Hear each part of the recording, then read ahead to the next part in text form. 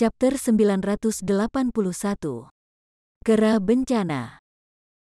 Mata Bai Yaoi menyapu pedang dan melambaikannya dengan satu tangan, menghasilkan beberapa lampu pedang sepanjang kaki yang memotong dinding es, meninggalkan bekas yang dalam. Ekspresi Han Li bergerak ketika dia melihat ini. Dia memutar pedang beberapa kali dalam pemeriksaan dan mengungkapkan sedikit keraguan setelah tidak menemukan tanda yang bernilai signifikan. Setelah bertahun-tahun, sifat spiritual tidak memudar. Tuannya pasti menghabiskan cukup banyak usaha dalam menciptakan ini. Dari kekuatannya, itu seharusnya milik seorang pembudidaya formasi inti akhir. Tapi itu sendiri aneh. Seseorang dengan level itu seharusnya tidak bisa mencapai tempat ini. Bolehkah aku melihatnya? Han Li bertanya. Tidak perlu sopan, silakan. Bai Yaoi tersenyum manis dan kemudian mengirim pedang terbang ke Han Li dengan jentikan jarinya. Dia mengulurkan tangan ke pedang dan membuatnya terbang ke tangannya. Setelah memeriksanya sebentar, dia mengerutkan kening. Apakah saudara Han menemukan sesuatu? Bai Yaoi penasaran bertanya. Tubuh pedang dimurnikan murni dari Blue Essence Crystal. Itu sama sekali bukan keputusan yang bijaksana. Jika dicampur dengan bahan lain, kekuatannya akan lebih besar.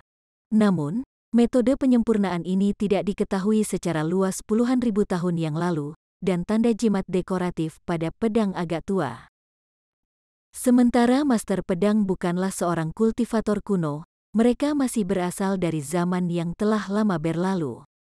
Pengetahuan mendalam Brother Han dalam penyempurnaan alat benar-benar mengejutkan, seru Bai Yaoi. Itu tidak banyak, aku hanya membaca beberapa arsip penyempurnaan pedang secara kebetulan. Dia berbalik untuk melihat ke dalam gua dan dengan tenang berkata, bagaimana kalau kita masuk ke dalam dan melihat apakah ada yang bisa didapat? Ya, ayo pergi. Bai Yaoi mengangguk setelah beberapa pemikiran dan melepaskan payung putih berkilau. Kemudian, dia berjalan ke gua dan memimpin jalan. Han Li tersenyum dan menunjuk ke beberapa pedang terbang di atasnya, membuat mereka berubah menjadi penghalang cahaya keemasan sebelum dia mengikutinya. Gua itu gelap gulita, dan hanya suara angin dan peluit samar dari dalam yang bisa terdengar. Hantu itu tampaknya telah menemukan keduanya saat suara peluit semakin memekakkan telinga. Karena tempat ini tidak terlalu besar, seharusnya mudah untuk menanganinya, gumam Han Li. Dia mengangkat tangannya dan memanggil batu cahaya bulan putih berkilau. Setelah dia memukulnya dengan segel mantra, batu itu bersinar terang dengan cahaya dan menerangi sekeliling mereka. Karena angin yin yang menghalangi, daerah yang jauh menjadi redup dan tidak jelas. Ketika mereka 200 meter lebih dalam ke dalam gua, mereka melihat pintu masuk lain yang samar-samar mengeluarkan cahaya hijau. Han Li dan Bai Yaoi saling memandang dengan aneh. Semua gua yang mereka lewati sampai sekarang adalah tambang biji yang sudah habis tanpa kecuali.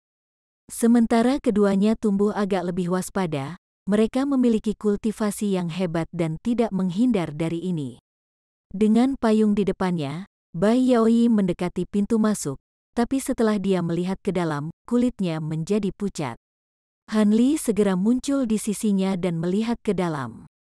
Ada gua selebar 100 meter yang dipenuhi stalaktit, dan cahaya hijau samar bersinar dari dinding dan atas. Ada pilar batu setinggi 10 meter di tengahnya. Meskipun kasar dan biasa-biasa saja, ada mayat kering yang diikat erat di rantai. Kepalanya tergantung tak bernyawa dengan rambut abu-abu panjang menutupinya, dan perutnya ditanduk dengan semua organ tumpah. Jangankan Bai Yaoi, pemandangan aneh ini juga menjadi pemandangan yang mengejutkan bagi Han Li.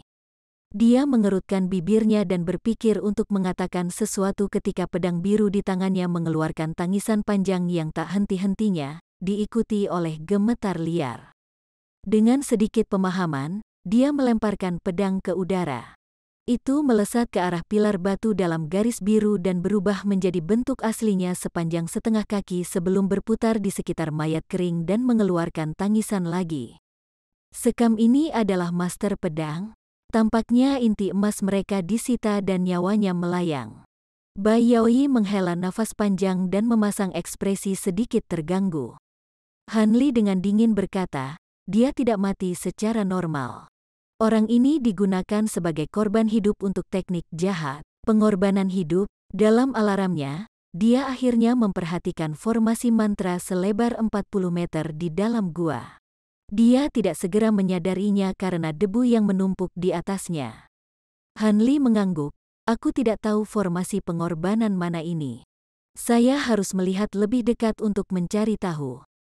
Gampang, serahkan padaku. Bai Yaoyi tersenyum dan meludahkan kipas kristal mini. Dalam kilatan cahaya sedingin es, kipas itu melebar hingga 1 kaki panjangnya dan melambai ke seberang gua. Angin kuning menyapu debu ke udara, menghalangi pandangan seluruh gua. Tetapi dengan cahaya yang mengelilingi tubuh mereka, Han Li dan Bai Yaoyi mengabaikan debu dan memeriksa formasi di tanah seolah-olah itu tidak mempengaruhi mereka sedikitpun. Pada saat itu lebih dari 40 meter di belakang mereka, cahaya gelap bersinar lemah dari tanah, diikuti dengan munculnya siluet hitam. Itu tetap tidak bergerak dalam posisi berjongkok. Ketika siluet hitam menyadari bahwa keduanya tidak bereaksi, cahaya merah bersinar dari matanya dan tubuhnya melesat ke depan. Sepanjang jalan, ia memiringkan kepalanya dan memekik, melepaskan garis hitam ke arah Bai Yaoyi. Siluet itu dimaksudkan untuk secara bersamaan berhadapan dengan mereka berdua. Han Li tiba-tiba membalik tangannya dan memanggil tangan cahaya biru di udara. Itu secara akurat meraih siluet hitam dan menahannya di tempatnya. Adapun coretan menuju Bai Yaoyi, dia dengan anggun menyapu payungnya di belakangnya. Payung itu melepaskan kilatan cahaya putih saat bersentuhan dengan garis hitam dan menangkis serangan dengan mudah, meninggalkan lubang sedalam inci di dinding batu. Bai Yaoyi tersenyum saat dia melihat siluet yang ditangkap oleh tangan cahaya. Itu memiliki tubuh ular bersisik hitam yang membentang sepanjang 15 meter, wajah kera, dan 2 lengan aneh yang masing-masing memegang paku tulang sepanjang kaki. Meskipun monster itu digenggam dengan kuat, ia berjuang keras dengan sekuat tenaga dan dengan marah menatap keduanya dengan mata merahnya. Kera bencana, mereka benar-benar ada di dunia ini? Bai Yaoyi merasa khawatir saat melihat monster itu. Han Li melirik hantu itu dan dengan santai berkata, aku dengar hantu ini adalah sesuatu yang diringkas dari kebencian manusia di area Yin yang berat. Ia sangat ganas, suka membunuh, dan suka memakan otak manusia hidup. Selain itu, ia mampu meniru suara hantu apapun. Tampaknya peluit mayat halus dari sebelumnya adalah perbuatannya. Cek-cek, aku sudah melihat beberapa catatan, tapi ini pertama kalinya aku bertemu hantu seperti ini. Namun, itu tidak terlalu kuat dan mencari kematian untuk berani menyerang kita. Petik 2. Bai Yaoyi mendengus dan menatap Calamity Ape dengan jijik. Apa gunanya menjaga monster ini tetap hidup? Akan lebih baik untuk membunuhnya. Dia kemudian menunjuknya, melepaskan seberkas cahaya biru untuk melingkari hantu itu dan menyegel lapisan es. Han Li diam-diam tersenyum dan memerintahkan tangan cahaya untuk mengerahkan kekuatan, menghancurkan monster beku itu menjadi potongan-potongan kecil. Pada saat itu, debu yang tersapu ke udara telah jatuh kembali ke tanah, tetapi mereka sudah dengan jelas melihat formasi mantra. Han Li menyipitkan matanya dan dengan tenang berjalan untuk memeriksanya lebih lanjut. Adapun Bai Yaoyi, dia tampak tidak tertarik dan malah mengalihkan perhatiannya ke dinding gua. Setelah beberapa lama, Han Li akhirnya berkata, formasi mantra ini untuk memurnikan hantu dan merupakan salah satu yang kuno. Juga, Bai Yaoyi mengalihkan perhatiannya kembali pada formasi mantra dan dengan bingung bertanya, juga apa? Juga, tahun yang terukir pada formasi mantra tampak jauh lebih tua dari mayat kering. Seharusnya sudah diletakkan sejak zaman kuno. Han Li berkata dengan nada yakin. Bai Yaoyi menatap Han Li dengan heran, jadi seperti itu? Bagaimana saudara Han dapat menentukan ini? Han Li terkekeh dan berkata, ini hanya sesuatu yang saya simpulkan dari pengalaman saya sendiri. Bai Yaoyi berhenti sejenak sebelum tertawa kecil dan mengalihkan pembicaraan. Misteri di balik area ini tidak ada hubungannya dengan kita. Karena tidak ada barang lain di sini, ayo pergi. Dia mengangkat tangannya dan mengambil pedang terbang biru itu ke dalamnya sebelum memasukkannya ke dalam kantong penyimpanannya. Han Li mengangguk dan keduanya mulai pergi. Tapi saat mereka mendekati pintu masuk, Han Li tiba-tiba merasakan sensasi yang aneh dan tidak nyaman. Dia tidak bisa menahan diri untuk berhenti dan berbalik untuk melihat mayat kering yang dirantai. Apakah ada sesuatu yang salah? Bai Yaoyi bertanya dengan sedikit kebingungan. Han Li tidak segera menjawab. Sebaliknya, tatapannya berkedip dan dia menunjuk ke kejauhan. Suara guntur teredam terdengar dan cahaya keemasan memancar dari ujung jarinya, menghantam mayat kering di pilar batu dengan busur petir tipis.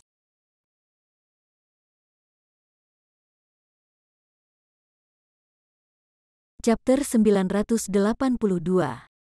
Setan Qin Kue yang tak terputus. Saat Bai Yaoyi menyaksikan dengan terkejut, kilat keemasan tiba-tiba menyambar mayat abu-abu itu, mengubahnya menjadi tumpukan abu putih dalam nyala api. Han Li mengerutkan kening dalam diam untuk sebuah mantra sebelum dengan tenang berkata, "Ayo pergi." Sepertinya aku terlalu paranoid. Dia kemudian melangkah pergi dengan langkah besar. Bai Yaoyi mengikutinya dengan senyum tidak peduli. Tak lama setelah itu, keduanya melanjutkan perjalanan mereka melalui lorong lain. Ketika keduanya berada jauh, cahaya ungu menutupi angin hitam yin yang bertiup di dekatnya, menghasilkan siluet bertinta dari bawah pilar batu di gua. Siluetnya hitam legam dan memiliki fitur samar seolah-olah itu benar-benar terbuat dari bayangan. Yang disajikan hanyalah sepasang mata hijau yang bersinar. Itu melirik sisa-sisa kalamiti ape di pintu masuk dan berbalik untuk melihat abu mayat kering sebelum menerkam tanah dan menghasilkan pemandangan yang menakjubkan. Itu kabur dan memanggil setiap titik abu mayat ke dalam tubuhnya, untuk kemudian mengeluarkan tangisan lembut dan melepaskan ki hitam yang benar-benar melilit tubuhnya. Ki melingkar dan meledak untuk mengungkapkan tiruan yang tepat dari mayat yang telah dihancurkan. Itu tidak tetap diam atau tidak bernyawa. Sebaliknya, ia mendekati pintu masuk gua dan meniupkan angin yin untuk menyapu sisa-sisa kera. Dalam angin hitam, es mencair dengan kecepatan yang terlihat, dan sisa-sisanya menyatu untuk membentuk kera bencana yang utuh. Binatang itu menggeram sebelum segera berbaring di kaki mayat yang kering, menyerupai perilaku seekor anjing. Mayat itu kemudian menjulurkan cakar hitamnya dan membelai kepala binatang itu sebelum menatap ke lorong keluar gua, seolah tenggelam dalam pikirannya. Ledakan yang menggelegar dan jeritan kesakitan bergema dari manor di puncak gunung raksasa di Nanjiang. Ada hampir 100 pembudidaya berjubah hitam yang menyerang penghalang kuning samar dengan harta dan peralatan sihir mereka. Penghalang cahaya menutupi sebagian besar manor dan melindungi selusin pembudidaya berjubah kuning, masing-masing mengibarkan bendera mantra berbagai warna dengan upaya terbaik mereka dalam upaya untuk memperkuat satu-satunya pertahanan mereka. Karena jumlah mereka sangat sedikit, penghalang itu masih bergoyang di depan mata mereka yang dilanda teror. 1 kilometer di langit di atas, ada seorang kultivator setengah baya dengan penampilan yang mengesankan. Dia mengenakan jubah kuning dan kulitnya benar-benar pucat. Ada 5 sosok seperti asap putih yang mengelilinginya dalam lingkaran. Saudara sekte, apakah kamu tidak akan melepaskan klan He? Saya telah bertemu dengan guru sekte hantu beberapa kali. Selama Anda setuju untuk tetap di tangan Anda, saya bersedia membuat klan mundur dari dunia kultivasi dan tidak pernah muncul lagi. Selanjutnya, ini adalah Nanjiang. Jika Anda bertindak dengan tidak hati-hati, Anda akan memancing masalah. Meskipun pembudidaya setengah baya tahu bahwa masalahnya buruk, dia masih memiliki sedikit harapan. Sebuah suara misterius sesekali terdengar dari segala arah. Klan He, Anda telah setuju untuk tunduk pada sekte pengayakan Yin kami. Tetapi ketika saatnya tiba, Anda mengkhianati kami. Apakah Anda pikir kami lelucon? Jangan berpikir bahwa kami tidak dapat menemukan Anda hanya karena Anda pindah ke Nanjiang. Untuk reputasi sekte kami harus membuat klan Anda menghilang. Dan kepalamu yang terpenggal akan berguna untuk membawa bawahan kita yang lain ke barisan dengan benar. Apakah Anda akan mengakhiri diri Anda sendiri, atau meminta saya menyelesaikan ini secara pribadi? Jika aku menggunakan iblis Cinque tak terputus, tidak akan ada kerangka yang tertinggal. Ketika dia mendengar ini, hati pembudidaya berjubah kuning itu tenggelam. Kemudian, ledakan yang mengguncang dunia terdengar dari bawah dan pembudidaya berjubah kuning dengan cepat melihat ke bawah dengan sangat waspada. Dia melihat bahwa penghalang yang melindungi cara itu telah hancur menjadi bintik-bintik cahaya yang memudar. Warna terakhir di wajahnya benar-benar hilang. Para pembudidaya sekte pengayakan Yin yang mengelilingi Manor mulai bersorak dan cahaya memenuhi udara, sepenuhnya menekan mereka yang ada di dalam. Kamu berani. Tanpa pikir panjang, pembudidaya berjubah kuning menamparkan kantong penyimpanannya dan melepaskan piton kuning sepanjang 10 meter ke tanah. Tidak perlu bagimu untuk ikut campur dengan urusan junior kami. Bagaimana kalau Anda menunjukkan kepada saya kekuatan bata campuran surga Anda sebagai gantinya? Setelah suara misterius ini berbicara, salah satu siluet putih yang mengelilingi pembudidaya berjubah kuning mulai bergerak dan dengan cepat mengejar ular piton dengan kecepatan hampir seketika. Kilatan tak menyenangkan melintas dari mata ular sanca kuning dan mulutnya terbuka lebar, bergerak menelan siluet putih.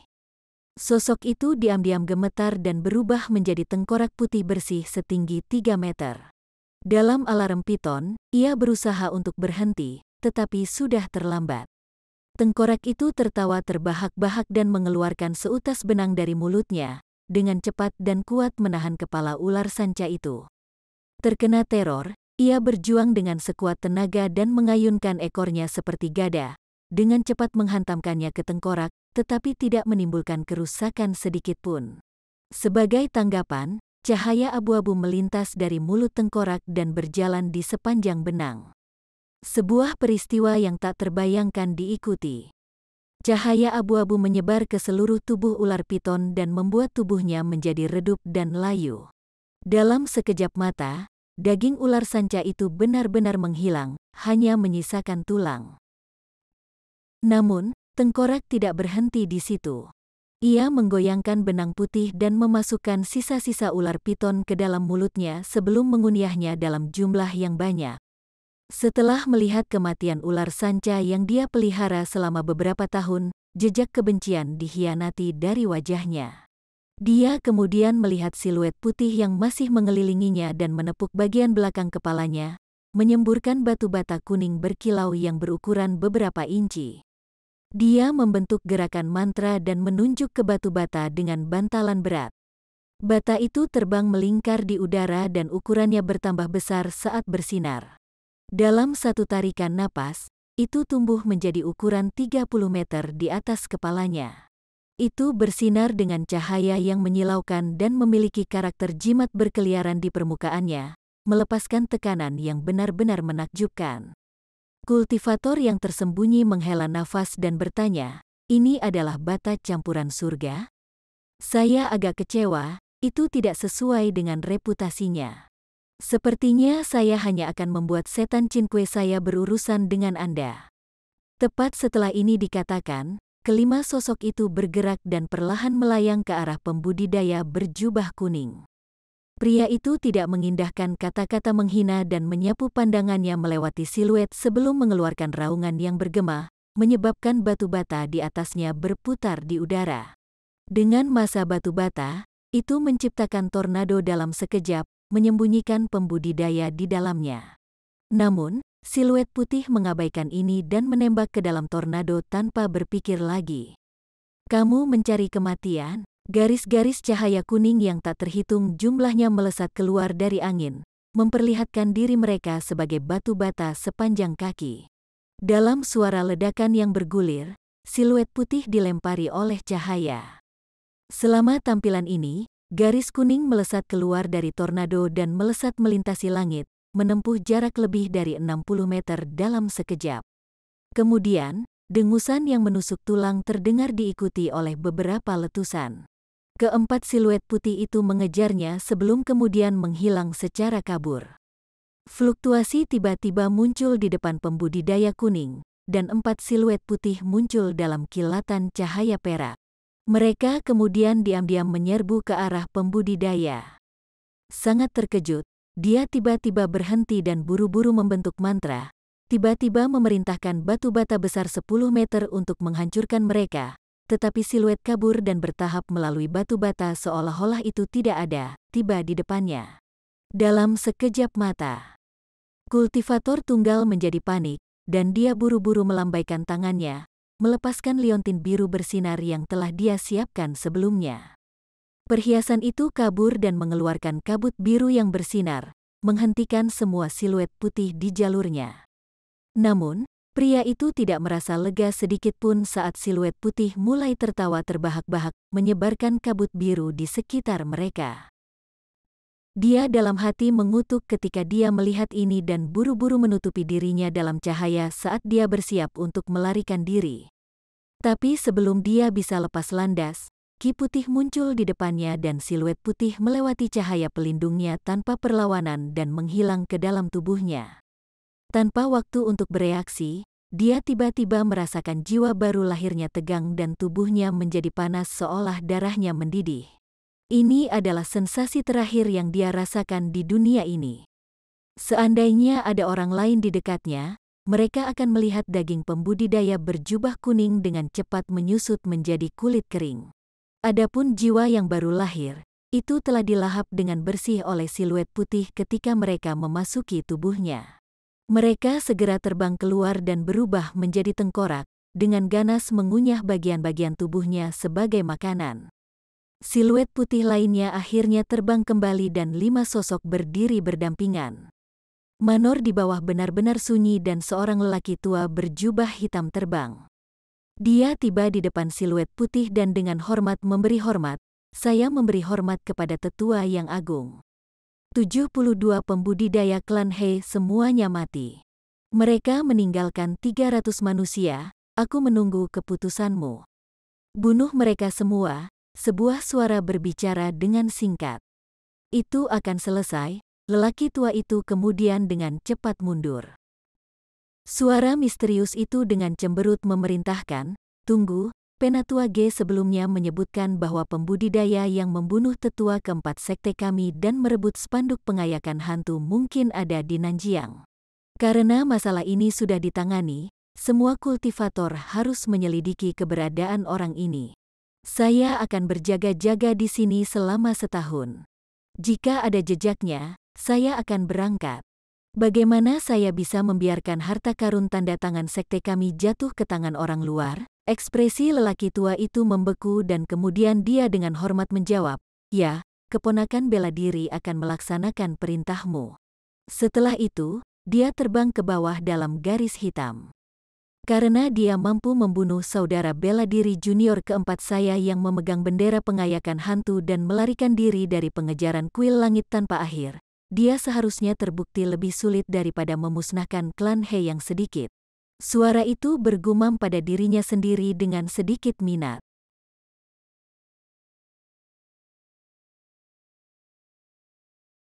Chapter 983. Kristal Hitam. Hampir sebulan kemudian di dasar Gua Yin Yang, Han Li berdiri di gua angin raksasa dan memegang tangannya dengan gerakan mantra. Selusin pedang emas berputar di sekelilingnya, mencabik-cabik ngengat yang tak terhitung jumlahnya membanjirinya menjadi garis tipis ki hitam. Ngengat itu panjangnya beberapa inci dan benar-benar hitam. Dengan setiap kepakan sayap mereka melepaskan bilah angin tipis ke arahnya, tetapi mereka semua dengan mudah terhalang oleh cahaya keemasan. Tetapi dengan setiap ngengat yang jatuh, 2 ngengat datang untuk menggantikannya. Han Li menjadi cemberut karena kesal. Dia melemparkan kantong binatang roh dari pinggangnya dan memanggil segerombolan kumbang emas berkilauan ke udara. Ketika ngengat hitam bertemu dengan kumbang pemakan emas, mereka tiba-tiba mulai menyusut karena lebih banyak jumlah mereka jatuh ke tanah. Ketika dia melihat ini, dia menarik sebagian besar pedang terbangnya dan melangkah ke kedalaman gua.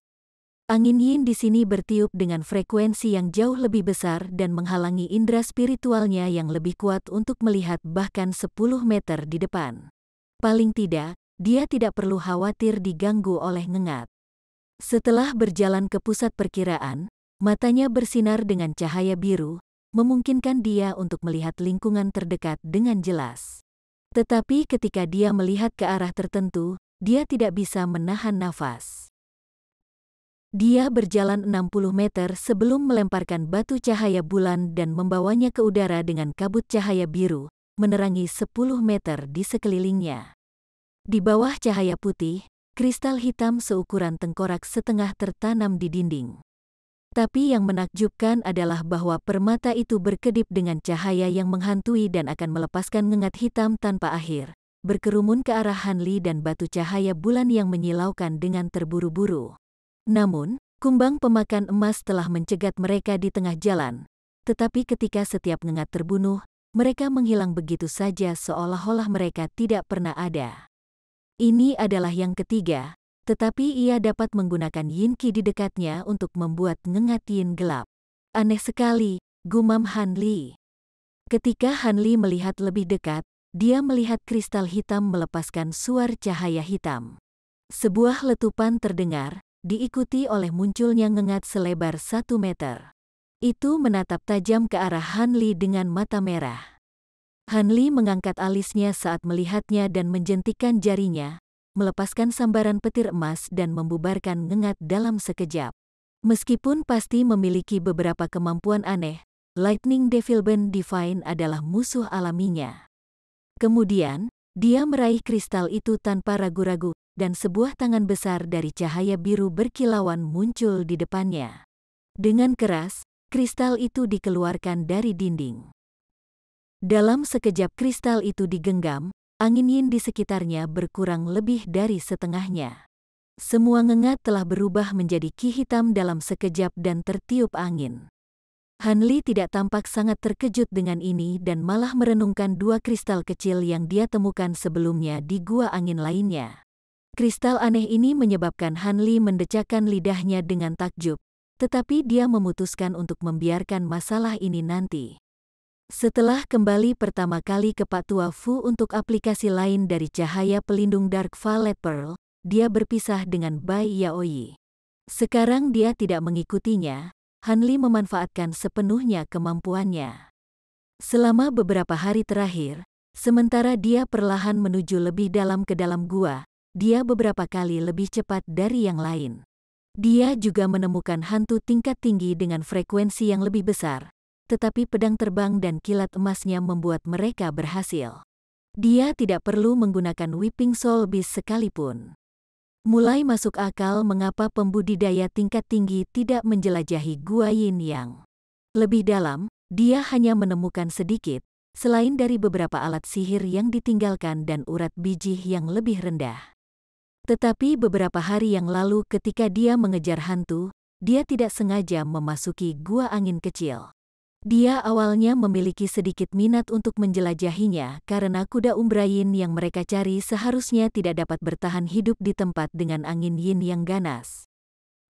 Selain itu, seringnya angin yin di dalam gua akan memaksanya untuk mengkonsumsi lebih banyak sihir, bahkan dengan perlindungan cahaya Dark Violet Pearl.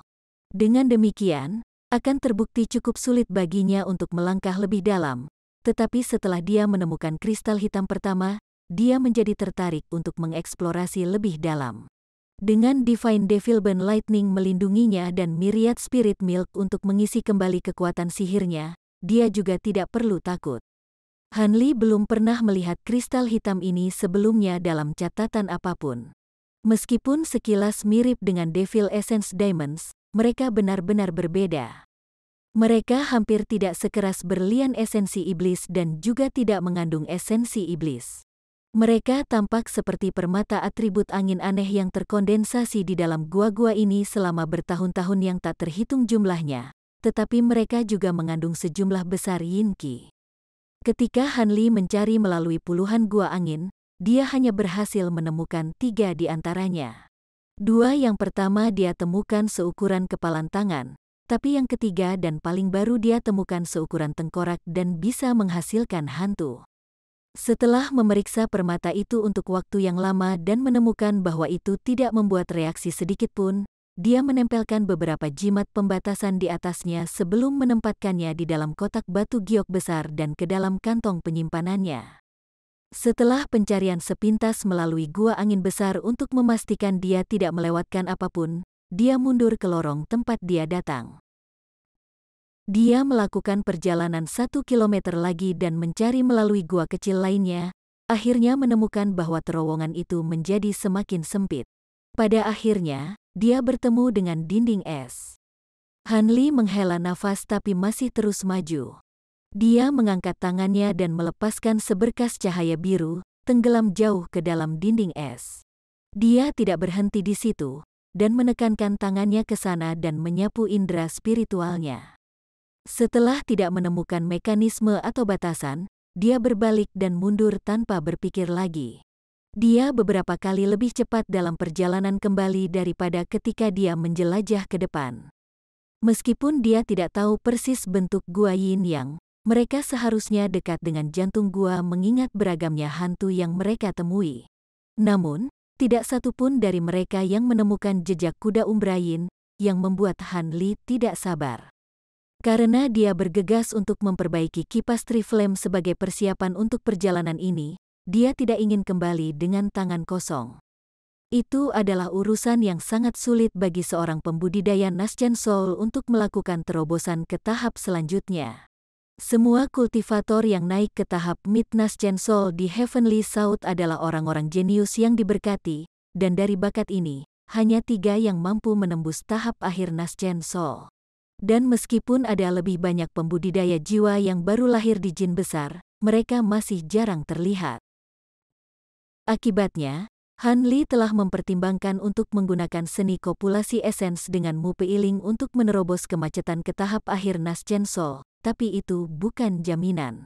Sekarang pil budidaya yang baru lahir muncul di hadapannya, dia tidak bisa membiarkan kesempatan itu berlalu begitu saja. Jika mereka benar-benar tidak dapat menemukan kuda Umbrayin, dia harus melihat apakah dia bisa mendapatkan formula medis dari Nascent Cultivating Pill dari Old Man Fu. Meskipun peluangnya kecil, jika dia bisa mendapatkan formulanya, dia bisa mencoba mencari Umbrayin Horse di tempat lain. Lagi pula, ada banyak tempat di dunia di mana Yin Qi berkumpul secara alami. Pikiran Han Li merenungkan masalah ini saat dia terbang melalui terowongan.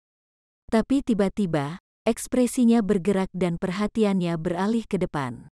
Sebuah kedipan lampu hijau melintas di depannya dan terbang ke arahnya.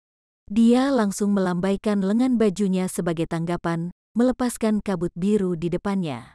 Lampu hijau ditangkap oleh kabut dan diseret di depannya, memperlihatkan pedang berkilau yang memiliki slip batu giok merah yang melekat padanya. Han Li mengerucutkan bibirnya dan mengangkat tangannya, mengambil slip ke tangannya sebelum melemparkan pedang kembali ke udara. Pedang hijau mengeluarkan cincin, berputar-putar di udara sebelum terbang melalui angin yin tanpa jejak. Han Li mengabaikannya dan malah menenggelamkan indera spiritualnya ke dalam batu giok. Mereka telah menemukan jejak kuda Umbrayin. Beberapa saat kemudian, Han Li menarik diri dari slip batu giok sambil tersenyum. Kemudian dengan membalik tangannya, dia memanggil pelat formasi putih. Dia mengetuknya dan dalam kilatan cahaya biru, itu menjadi mengkilap seperti cermin. 4 lampu berwarna berbeda muncul di tempat yang berbeda dari piring. Dia melihat posisi cahaya dan segera menyimpannya sebelum terbang ke depan dengan kecepatan yang lebih tinggi.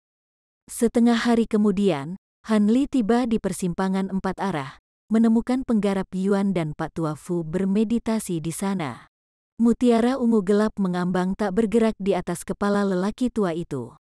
Setelah Han Li tiba, dia bertanya, "Rekan Taois Yuan, Anda sudah menemukannya?" "Itu benar." Penggarap Yuan terkekeh dan wajahnya menunjukkan sedikit kegembiraan. "Kuda Umbrayin ada di lorong ini, tapi itu sangat licik. Saya tidak dapat menangkapnya, dan hanya bisa memblokir jalan keluar dan menunggu Anda semua tiba." "Bagus." Han Li mengangguk sambil tersenyum, Selama kita tahu keberadaannya, itu hanya masalah waktu. Pak Tua Fu dengan senang hati berkata, saudari muda bela diri Chang dan rekan Doi Bai masih cukup jauh. Mari menunggu. Saat kita semua hadir, penangkapan akan lebih mudah. Ketika Han Li mendengar ini, dia merasa lega dan juga duduk. Beberapa jam kemudian, wanita berjubah hitam dan Bai Yaoyi bergegas. Setelah mereka mendengar berita itu, mereka juga sangat gembira. Dengan beberapa formasi mantra sederhana yang ditempatkan di pintu masuk lorong, mereka segera berangkat ke dalam. Tidak lama kemudian, cahaya gelap tiba-tiba melintas dari tanah di bawahnya, diikuti oleh munculnya 3 mayat kering hitam pekat. Dada mayat-mayat itu semuanya berlubang dan tubuh mereka tidak memiliki daging, tetapi mata mereka bersinar dengan lampu hijau yang dingin saat mereka menatap ke arah pesta Han Li tanpa emosi sedikitpun.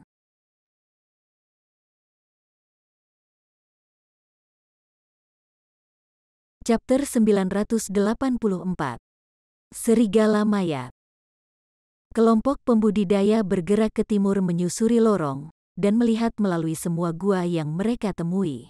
Untuk berhati-hati, 3 dari mereka akan mencari sementara 2 dari mereka akan tetap di belakang dan menjaga terowongan, mencegah kuda Umbra Yin melarikan diri. Tidak lama kemudian, rombongan tiba di mana penggarap Yuan menemukan kuda itu, sebuah gua kecil yang biasa-biasa saja. Kali ini, wanita berjubah hitam dan Bai Yaoyi menjaga terowongan saat yang lain masuk ke dalam. Ketika mereka masuk, mereka menemukan sesuatu yang aneh.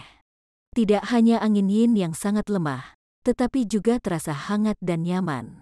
Ada juga beberapa pasir lembut dan tumpukan batu giok hangat yang langka di sudut.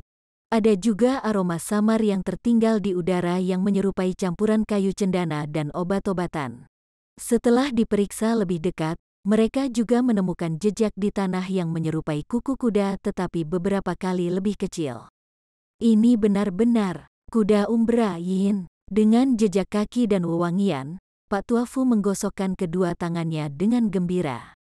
Dengan jejak cahaya merah bersinar dari wajahnya, penggarap Yuan berkata, karena saudara Fu mengatakan ini, itu pasti benar. Mari kita kejar, jalan ke depan tidak terlalu lebar. Meskipun mungkin ada percabangan lebih lanjut di terowongan, selama kita perlahan melacaknya, pada akhirnya kita akan memaksanya untuk muncul. Pak Tua Fu mengangguk, ya, itu masuk akal. Kami akan. Tiba-tiba, dia terganggu oleh suara ledakan, dan bumi di bawahnya menjadi goyah saat gua itu bergetar dengan raungan yang ganas. Dalam alarm ketiganya, tubuh mereka bersinar saat mereka melesat ke arah suara. Dalam sekejap mata, mereka mundur ke arah mereka datang. Kedua wanita itu melihat ke depan mereka dengan kaget saat langkah kaki yang menggelegar mengguncang tanah, setiap langkah lebih brutal seolah-olah sumbernya semakin dekat. Raungan yang mencengangkan kemudian terdengar. Kelima pembudidaya saling bertukar pandang dan masing-masing mengeluarkan harta sihir mereka, menunggu apa yang akan datang dengan sikap siap. Meskipun angin hitam yin mencegah mereka melihat terlalu jauh, cahaya biru memancar dari mata Han Li, memungkinkan dia untuk melihat hantu yang berjarak 300 meter. Dia tidak bisa menahan diri untuk tidak menghirup udara dingin saat melihatnya. Itu adalah serigala besar yang ditutupi bulu hijau. Tingginya 10 meter dengan kepala seukuran bangunan kecil dan mata merah besar. Keempat cakarnya setajam pisau, memotong ke tanah dengan setiap langkah. Tapi apa yang paling mengkhawatirkan Han Li adalah api mayat hijau yang akan memuntahkan dari mulutnya setiap kali dibuka. Setiap kali api hijau menyentuh dinding es, itu akan meninggalkan alur yang dalam dan tidak rata bersinar dengan cahaya hijau. Serigala mayat, nama itu tiba-tiba muncul di benak Han Li. Tetapi mayat serigala biasa seharusnya hanya menjadi hantu biasa. Bahkan korps wolves yang lebih besar seharusnya tidak sebesar ini. Ukuran monster ini jauh di luar jangkauan yang tercatat dan memiliki aura menakutkan yang melumpuhkan. Tepat ketika dia hendak memperingatkan 4 lainnya, matanya tiba-tiba melihat sesuatu yang terkubur di kepala serigala besar itu. Itu, kuda Umbra Yin. Apa maksud saudara Han? Terkejut, Pak Tua Fu menoleh untuk melihat Han Li. Hantu tangguh di depan kita dan kuda itu bersama-sama, jawab Han Li singkat. Kuda Umbrain. Yang lain mengungkapkan kegembiraan ketika mereka mendengar ini. Mereka samar-samar bisa melihat serigala raksasa melalui angin yin. Meskipun mereka tidak dapat memahami bentuk aslinya, besarnya monster itu menyebabkan hati mereka bergetar, dan kegembiraan di wajah mereka dengan cepat menghilang. Wanita berjubah hitam dengan cemberut menjentikkan jarinya, melepaskan lebih dari 10 bola cahaya putih. Bola-bola itu tidak mengenai serigala besar itu tetapi malah terbang ke atas dan meledak tinggi di udara. Cahaya putih yang menyilaukan menerangi terowongan dan memungkinkan mereka untuk melihat bentuk serigala yang menyeramkan. Wajah mereka tanpa sadar berubah. Mengingat pengalaman mereka yang luas, mereka semua tahu betapa tangguhnya musuh ini. Tetapi pada saat itu, mereka juga melihat sesuatu yang putih tergeletak di atas kepala serigala. Meskipun setengah terendam bulu, itu tampak seperti kepala kuda putih dengan mata hijau. Semuanya, hati-hati. Kita tidak bisa membiarkan kuda Umbrain kabur. Serigala mayat ini seharusnya menjadi binatang varian. Meskipun itu akan terbukti merepotkan, itu akan menjadi tugas yang mudah bagi kita berlima untuk membunuhnya. Rekan Daoi Bai, Anda bertanggung jawab untuk menangkap kuda Umbrain. Dengan mengatakan itu, Pak Tua Fu menamparkan kantong penyimpanannya dan melepaskan rantai yang bersinar dengan cahaya hitam.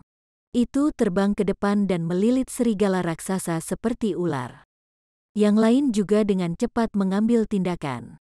Wanita berjubah hitam itu melepaskan 3 pedang terbang berwarna merah tua. Kultivator Yuan mengeluarkan liontin batu giok, menghasilkan beberapa kalajengking bersayap, dan Han Li meludahkan beberapa pedang terbang yang menyapu ke depan dalam gelombang cahaya. Selama waktu ini, Bai Yaoi membalik tangannya dan memanggil jaring tembus pandang. Dalam secerca es, jaring berubah menjadi kabut putih dan menyelimuti kuda Umbrain di kepala serigala.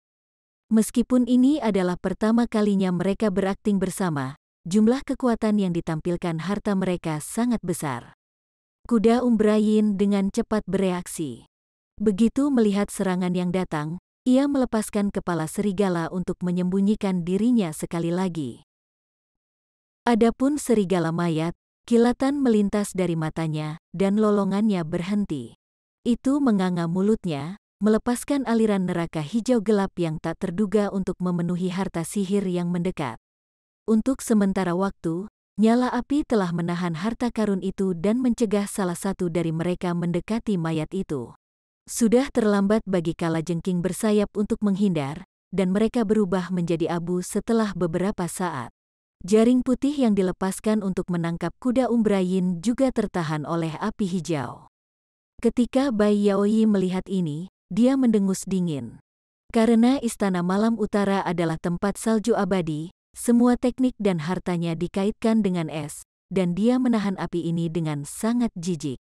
Sebelum yang lain mengambil tindakan lebih lanjut, Bai Yaoi memegang tangannya dalam gerakan mantra dan cahaya di sekitar tubuhnya menyala, melepaskan gelombang ki putih.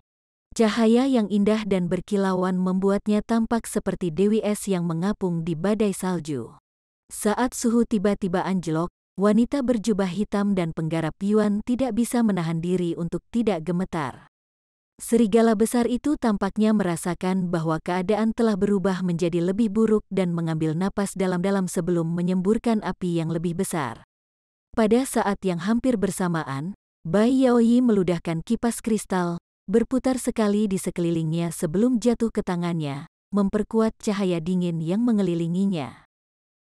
Kemudian dengan gelombang, udara memekik saat angin glasial menyapu, membawa pecahan es yang tak terhitung jumlahnya. Kekuatan hijau dan putih bentrok, menenggelamkan harta sihir dalam suar tabrakan mereka. Ledakan yang dihasilkan menyebabkan gua bergetar. Api Corpse Wolf benar-benar hebat, mampu melawan musuh alaminya secara merata. Ketika Bai Yaoi melihat ini, wajahnya memerah karena marah. Dia melambaikan kipasnya sekali lagi dan membuat angin kencang dengan kekuatan yang lebih besar. Saat pertempuran berlangsung, yang lain tidak tinggal diam. Orang tua itu segera menunjuk ke rantai yang dia panggil. Dengan ledakan, api hitam melingkari mereka dan mereka kabur, berubah menjadi beberapa puluh salinan yang tidak dapat dibedakan, langsung membentuk jaring besar di atas serigala. Adapun wanita berjubah hitam, dia menggumamkan mantra dan melepaskan 3 belati terbang merah. Mereka bergetar sebelum bergabung menjadi satu pedang tunggal sepanjang 3 meter dan membelah ke depan dalam sebuah tebasan pedang. Kultivator Yuan menarik liontin giok di tangannya dan menggantinya dengan labu biru. Itu memuntahkan kabut ungu pekat yang perlahan menyebar ke arah serigala. Setelah melihat yang lain menggunakan kemampuan hebat mereka, Han Li mengangkat alisnya dan dengan santai menggoyangkan lengan bajunya. Garis merah melintas sebelum menghilang dari pandangan. Dengan begitu banyak serangan yang menekannya, serigala besar itu tidak bisa bertahan.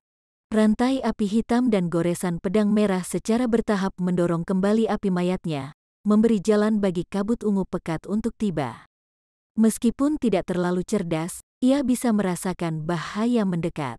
Tubuhnya berkedip dengan lampu hijau, dan sosoknya tiba-tiba menyusut saat bulu di punggungnya tegak.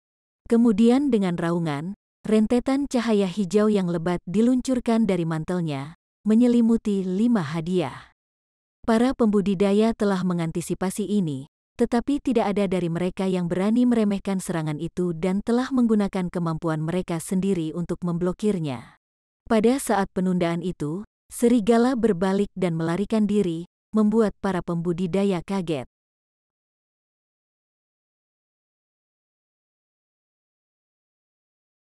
Chapter 985. Ghost Fan Threads. Saat serigala mayat bergerak untuk melarikan diri, cahaya merah menyala di dekat sisinya untuk mengungkapkan jarum merah. Itu berkedip dan menembus api hijau yang melindungi tubuh serigala dalam garis merah, memotong dengan ketajaman yang luar biasa. Dalam alarm serigala besar, ia berusaha untuk memutar kepalanya dan menghindari serangan, tetapi jarum telah menembus lehernya. Sebuah lolongan menyakitkan memekakkan telinga diikuti, dan ki hitam yang berkumpul di sekitar kakinya menghilang ke angin yin di dekatnya. Ketika kelompok melihat ini, mereka bersuka cita. "Kejar itu!" seseorang berteriak. Pesta itu kemudian mulai bersinar, berniat untuk segera terbang mengejarnya. Namun, tangisan terdengar dari kantong di pinggang Han Li. Meskipun lembut, ekspresi Han Li sangat berubah dan dia menjentikkan tangannya, menembakkan beberapa sapuan pedang berwarna biru ke area yang jaraknya lebih dari 30 meter. Saat serangan itu semakin dekat, cahaya gelap bersinar dari tanah untuk mengungkapkan beberapa sosok hitam legam. Salah satu dari mereka dengan mudah menangkis serangan pedang dengan jentikan jari mereka. Setelah itu, angin yin mulai meletus dengan kekuatan besar dan ketiga sosok itu sebagian disembunyikan. Ketiganya adalah mayat kering yang sama yang muncul di persimpangan yang telah dilewati para pembudidaya. Tidak diketahui apa yang mereka persekongkolkan atau bagaimana mereka menghindari formasi mantra yang telah ditempatkan, tetapi mereka berhasil membuntuti mereka dengan penyembunyian yang mendalam. Tepat ketika Han Li dan rekan-rekannya hendak mengejar, salah satu mayat kering telah mengungkapkan jejak auranya di saat kecerobohan, memungkinkan Weeping Soul Beast Han Li untuk mendeteksinya. Mayat-mayat kering ini seluruhnya layu, dan memiliki ketinggian yang berbeda. Han Li bahkan ingat pernah melihatnya sebelumnya, karena dia telah menyambarnya dengan kilat dan mengubahnya menjadi debu. Sementara Han Li menunjukkan keterkejutan dari wajahnya, yang lain semua berteriak ketakutan. Bagaimana mayat yang membusuk itu bisa bergerak? Wanita berjubah hitam berteriak keheranan, ketika saya menemukannya, itu tanpa kehidupan. Bai Yaoi juga sangat terkejut karena dia telah menemukan satu bersama Han Li juga. "Kau mengenali hantu-hantu ini? Kita tidak bisa berurusan dengan mereka sekarang. Pertama kita harus mengejar kuda Umbra Yin." Rekan Taois Han dan suster bela diri Junior Chang berurusan dengan hantu-hantu ini untuk saat ini. Sisanya dari kita akan mengejar kuda. Jika ia menyembunyikan dirinya sekali lagi, akan sulit untuk menemukannya lagi. Meskipun Pak Tua Fu sangat terkejut dengan kemunculan ketiga hantu misterius ini, dia jelas memprioritaskan penangkapan kuda umbra Yin. Dari sudut pandangnya, Han Li dan junior martial sisternya seharusnya tidak memiliki masalah dalam berurusan dengan tiga mayat halus yang aneh ini. Ketiganya juga tidak akan memiliki masalah dengan Corpse Wolf. Tidak ada anggota partai lain yang mengajukan keberatan juga. Setelah wanita berpakaian hitam dengan singkat setuju dan Han Li mengangguk, Pak Tua Fu dan yang lainnya terbang ke arah serigala mayat tanpa ragu-ragu lagi. Han Li kemudian menyingkirkan jarum terbangnya dan berdiri di samping wanita berjubah hitam itu, keduanya dengan dingin memelototi mayat-mayat yang mengering.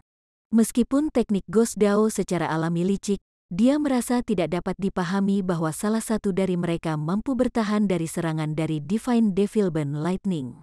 Namun demikian, dia masih mempertahankan penampilan yang tenang, meskipun kewaspadaan meningkat di dalam hatinya.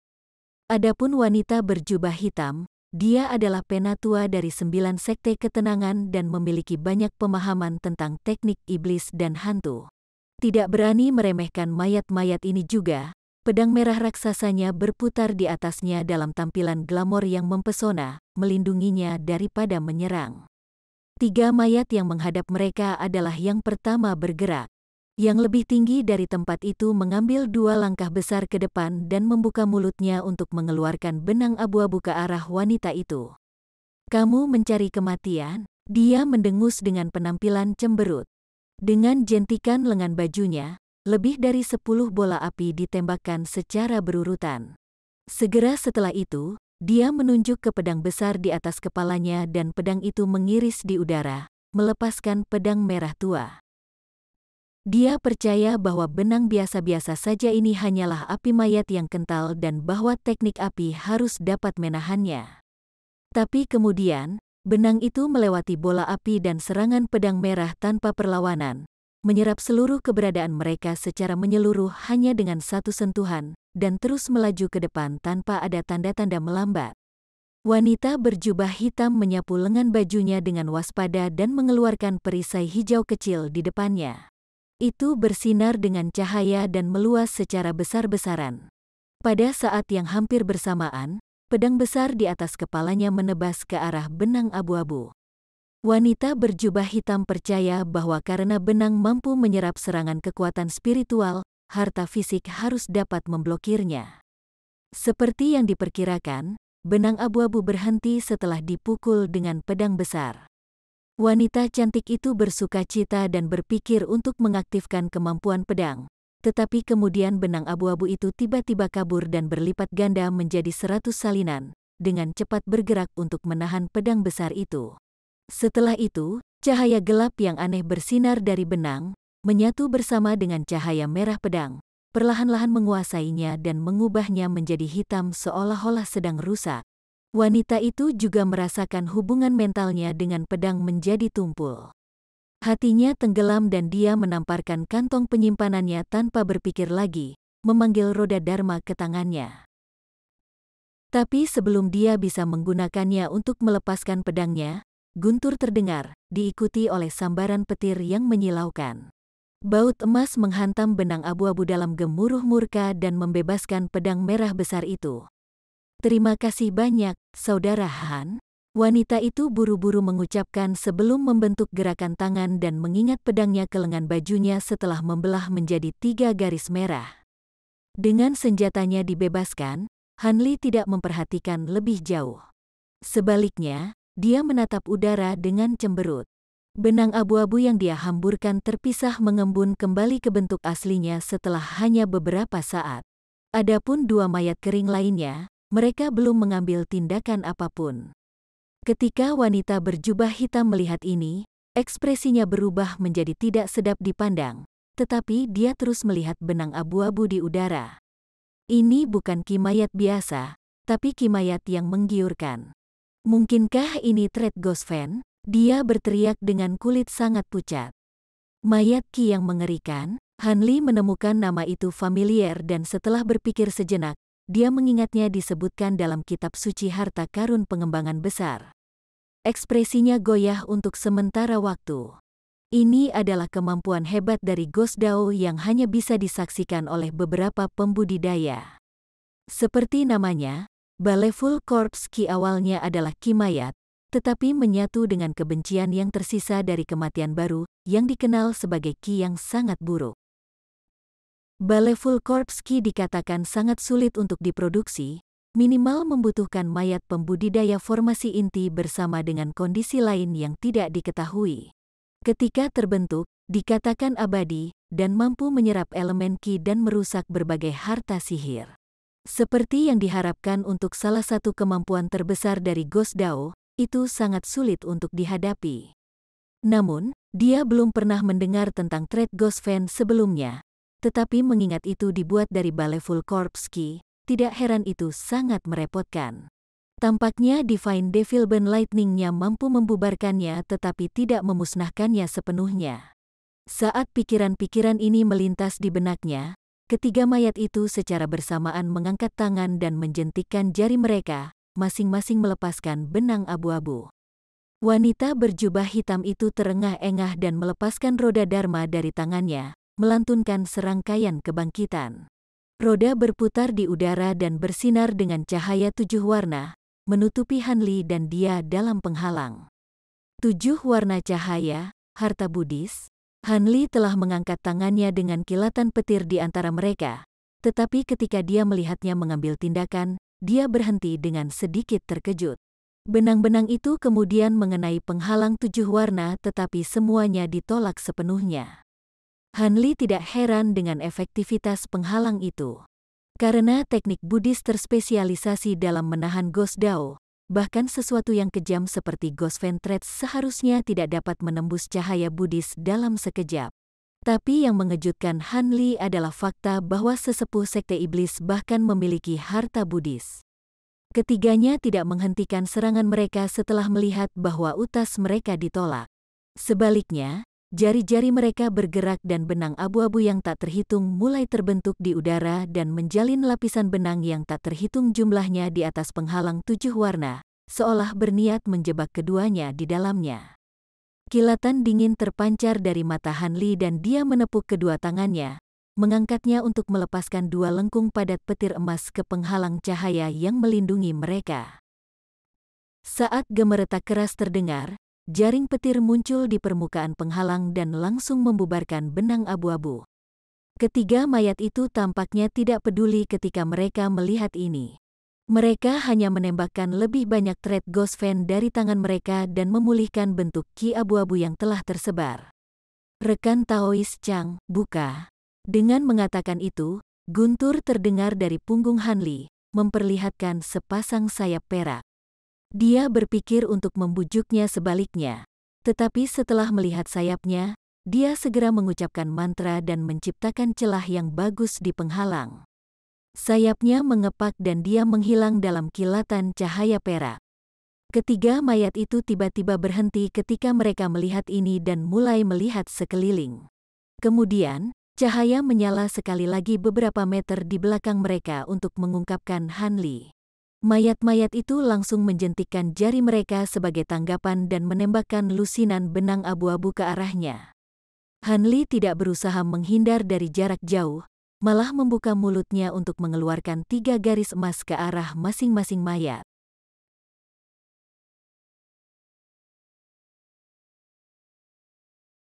Chapter 986. Naiten bersayap perak. Jelas bahwa cahaya keemasan Hanli jauh lebih cepat daripada benang abu-abu. Dalam hembusan angin kencang, 3 pedang emas kecil menembus perut mayat. Pada saat yang hampir bersamaan, trait Ghost Fan telah tiba di depan Hanli dan hendak menyerangnya. Namun, Hanli berteriak dan cincin cahaya 7 warna tiba-tiba muncul di sekelilingnya. Ketika benang menyentuhnya, mereka menjadi terputus dari dunia. Ketika wanita berjubah hitam melihat cahaya 7 warna ini, dia tercengang. Hanli kemudian tanpa ekspresi menunjuk ke 3 mayat kering di kejauhan. 3 sambaran petir keluar dari pedang kecil itu, diikuti oleh sambaran petir yang keras, masing-masing menutupi 3 mayat dalam jaring petir. Sebelum mayat-mayat itu bahkan bisa mengeluarkan erangan, kilat mengubahnya menjadi awan debu hitam, terus merobek awan debu dan mencegahnya berubah, tetapi tampaknya mayat-mayat itu tidak akan mati di hadapan petir iblis-iblis. Han Li mengerutkan kening saat melihat ini. Wanita berjubah hitam bersukacita saat melihatnya menahan mereka dan dengan senang hati menyingkirkan penghalang cahayanya. Dia terbang dan mengusulkan, mayat halus ini telah menyatukan Baleful Corpse Key dengan tubuh mereka sendiri. Aku takut kita tidak akan bisa membunuh mereka. Kita harus menggunakan batasan untuk menyegelnya untuk saat ini. Tidak perlu menyia-nyiakan upaya seperti itu. Tidak diketahui kemampuan aneh apa yang dimiliki hantu-hantu ini. Pembatasan umum mungkin tidak dapat menyegelnya. Sebaliknya, mari kita habisi mereka. Menghabisi mereka, wanita berjubah hitam itu memasang ekspresi aneh, dan sebelum dia menyadari apa yang dia maksud, Han Li menamparkan kantong penyimpanannya dan seberkas cahaya hitam terbang keluar, berputar sekali di sekelilingnya sebelum mengungkapkan dirinya sebagai monyet kecil. Weeping Soul Beast. Itu terbangun oleh bau mayat Ki dan segera bersenang-senang dalam kegembiraan. Dia mendengus dengan hidungnya yang besar tanpa perintah apapun, melepaskan cahaya kabur yang dengan mudah menyerap awan debu dari dalam jaring petir dan membawanya ke mulutnya. Setelah beberapa tegukan bersemangat, ia memegangi perutnya dengan kepuasan dan kegembiraan. Wanita berjubah hitam itu tercengang oleh peristiwa ini. Hanya ada beberapa binatang roh di dunia ini yang mampu melahap hantu, tapi dia belum pernah mendengar tentang monyet kecil yang mampu memakan hantu sekuat itu. Hal terdekat yang terlintas dalam pikiran adalah kera bermata giok, tetapi penampilannya tidak cocok sedikit pun. Saat wanita berjubah hitam itu merenung, Han Li lega mengetahui bahwa Weeping Soul Beast tidak terpengaruh secara negatif dengan menyerap 3 mayat kering. Tetapi alih-alih segera menarik binatang itu, dia memberi isyarat, segera dengan patuh melompat ke bahunya. Han Li melirik wanita berjubah hitam dan berkata, "Ayo pergi, mungkin saudara Fu sudah selesai menangkap kuda Umbra Yin."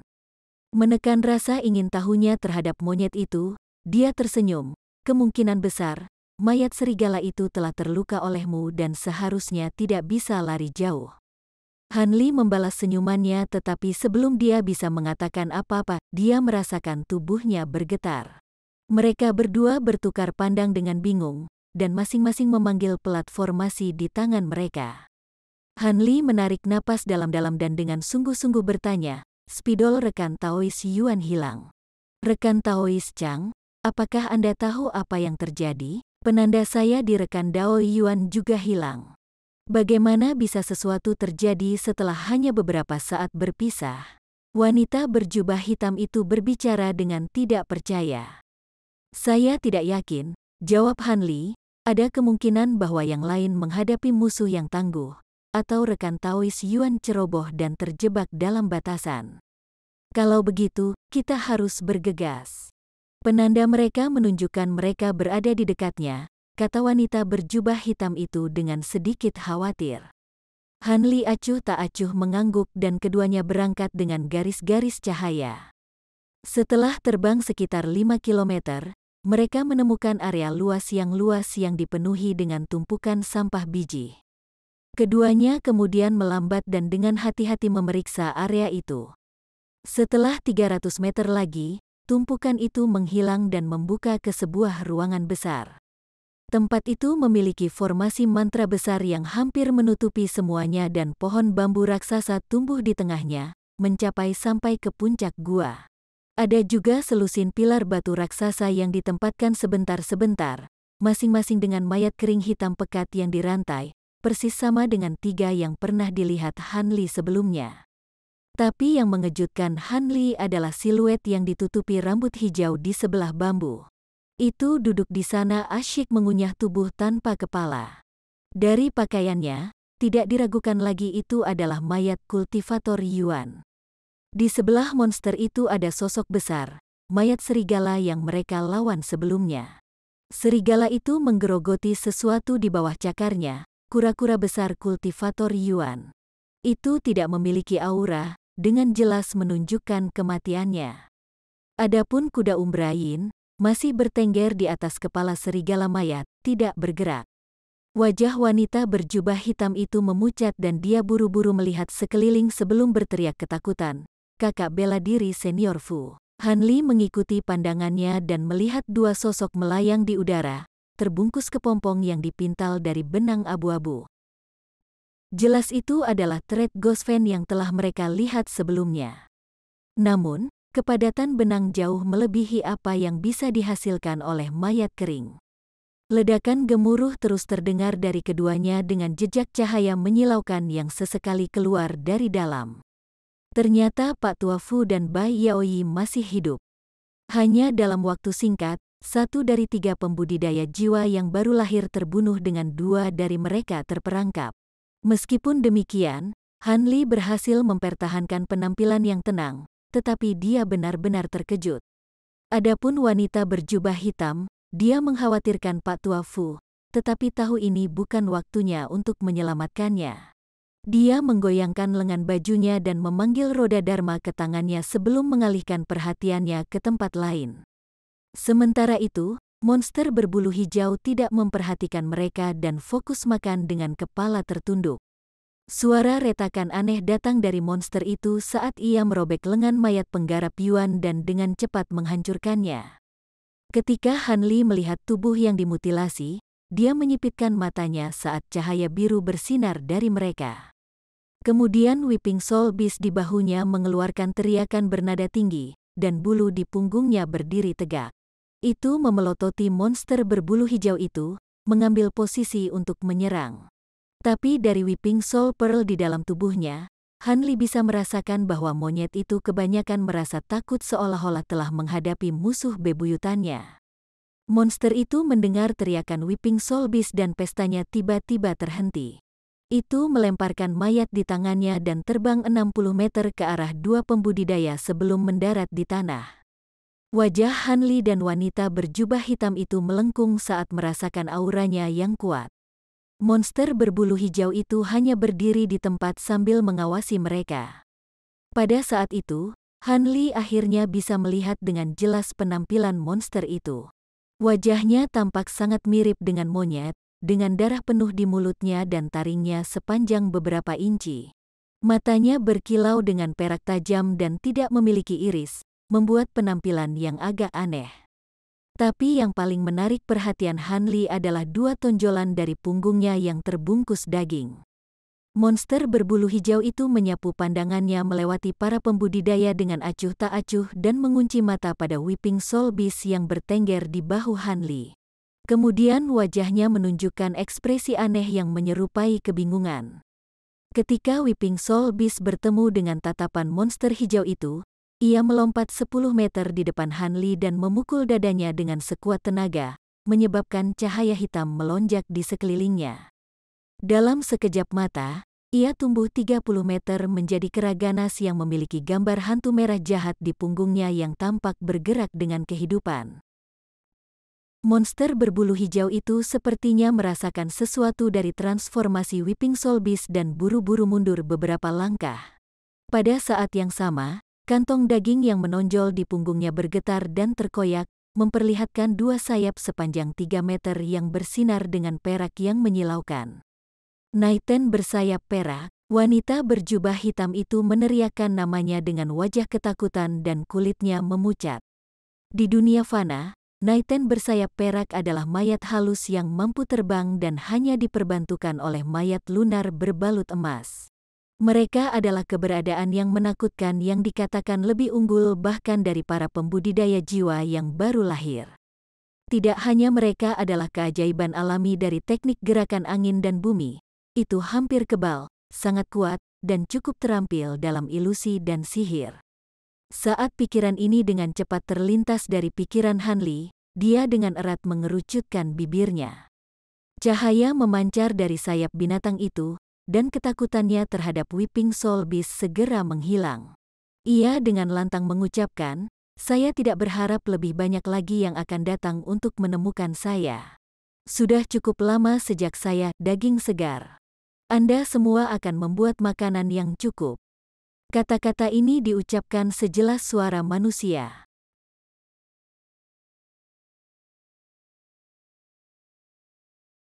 Chapter 987. Sihir Mata Perak. Mulut Hanli berkedut setelah mendengar ini dan dia diam-diam mengangkat tangannya tanpa berpikir lagi. Dua pedang kecil melesat ke depan dan bergerak untuk menyerang kepompong abu-abu yang melayang di udara. Mengetahui bahwa monster ini akan terbukti merepotkan, dia berencana membebaskan dua lainnya untuk menggabungkan kekuatan mereka dan meningkatkan peluang kemenangan mereka. Naiten bersayap perak hanya mencibir di hadapan usahanya. Matanya yang tajam bersinar, dan tangan abu-abu besar muncul di depan dua kepompong dan dengan cepat menahan dua pedang emas sebelum Hanli bisa bereaksi. Meskipun dia khawatir, dia masih tetap tenang dan memerintahkan pedangnya untuk meledak dengan kilat emas. Guntur terdengar dan mereka melepaskan diri dari kurungan tangan abu-abu dalam kilatan cahaya keemasan. Namun, rentetan benang padat keluar dari kepompong, menutupi pedang sekali lagi, dan bagian tangan besar yang tersebar mulai dengan cepat terbentuk kembali. Hanli mengerutkan kening dan mengepalkan tangannya, melepaskan busur petir emas dari tubuhnya dalam bencana guntur. Dengan jaring petir yang menari-nari di sekelilingnya, dia muncul seperti dewa petir yang turun ke dunia ini. Ketika Weeping Soul Beast melirik Hanli, itu tidak bisa membantu tetapi mengungkapkan keheranan di wajahnya. Sungguh menarik, Naiten bersayap perak berkata dengan nada tanpa emosi, untuk benar-benar dapat mematahkan trait Ghost Fan saya. Anda harus menjadi orang yang menghancurkan doppelganger saya. Memang, dan kamu secara tak terduga mampu berbicara seperti manusia. Anda harus cukup cerdas sehingga Anda harus tahu apa yang menjadi kepentingan terbaik Anda. Hanli melirik sisa-sisa penggarap Yuan dan kemudian menunjuk kuda Umbra Yin di samping sebelum dengan dingin menyatakan, jika Anda menyerahkan kuda Umbra Yin itu dan melepaskan milikku. Dua rekan, kami akan segera berangkat. Kemudian, raksasa yang mengubah Weeping Soul Beast itu menggeram dan cahaya merah tua yang menusuk keluar dari gambar hantu jahat di punggungnya. Tanpa ragu sedikitpun, Naiten itu menjawab, kamu dapat memiliki hewan kecil itu, dan aku bahkan mungkin mempertimbangkan untuk mengizinkan kamu dan rekan-rekanmu pergi. Kamu akan benar-benar setuju? Ketika wanita berjubah hitam mendengar ini, kegembiraan muncul di wajahnya. Saat ini, roda dharmanya sudah muncul di udara dan bersinar dengan cahaya. Hanli tetap diam ketika mendengar ini. Aku akan menyetujui semua persyaratan ini, selama Naiten itu kemudian mengarahkan jari-jarinya yang tertutup bulu ke Weeping Soul Beast dan berkata, saat kamu meninggalkan binatang roh itu. Wanita berjubah hitam itu sangat terkejut mendengar ini. Dalam mimpimu, Hanli dengan dingin tersenyum. Kalau begitu kamu bisa melupakan tentang pergi. Aku akan makan dagingmu. Wajah Naiten melengkung karena permusuhan dan taringnya memanjang beberapa kali, diikuti oleh kilatan perak dari matanya. Hati-hati dengan sihirnya, suara samar Pak Tua Fu terdengar dari salah satu kepompong. Namun, peringatannya datang terlambat. Meskipun Hanli menggunakan mata roh penglihatan terangnya, dia tanpa sadar menutupnya di hadapan cahaya yang menyilaukan. Wanita berjubah hitam itu bingung dan dipaksa untuk menutup miliknya juga. Tidak baik, dalam sekejap matanya terpejam, Hanli menjerit ketakutan. Pada saat keduanya membuka mata, lingkungan mereka telah berubah. Semua jejak gua telah menghilang dan digantikan oleh kabut abu-abu. Tidak diketahui di mana Naiten bersayap perak itu berlama-lama. Penyihir tingkat tinggi, gumam Hanli. Kami hanya akan tahu setelah kami menguji kekuatannya, kata wanita berjubah hitam dengan alis terangkat. Khawatir tentang suara Pak Tua Fu yang melemah, dia kehilangan kesabaran dan menunjuk ke roda dharma yang melayang di atas kepalanya. Itu bersinar dengan cahaya yang cemerlang dan beberapa sinar cahaya pelangi melesat keluar, menghilang ke dalam kabut tanpa efek. Dia menjadi lebih cemberut dan melemparkan kantong binatang roh dari pinggangnya sebelum menggenggam tangannya dalam mantra. Tas itu bergetar dan melepaskan sekelompok ular bersayap dalam kabut cahaya merah. Ular itu masing-masing panjangnya sekitar 1 kaki, dengan jambul di kepala mereka.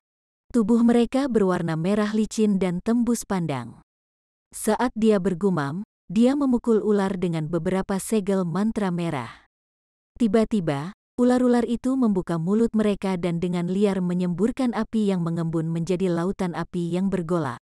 Han Li tidak bergerak untuk membantunya, melainkan mengambil kesempatan ini untuk mengamati dengan mata roh penglihatan terangnya.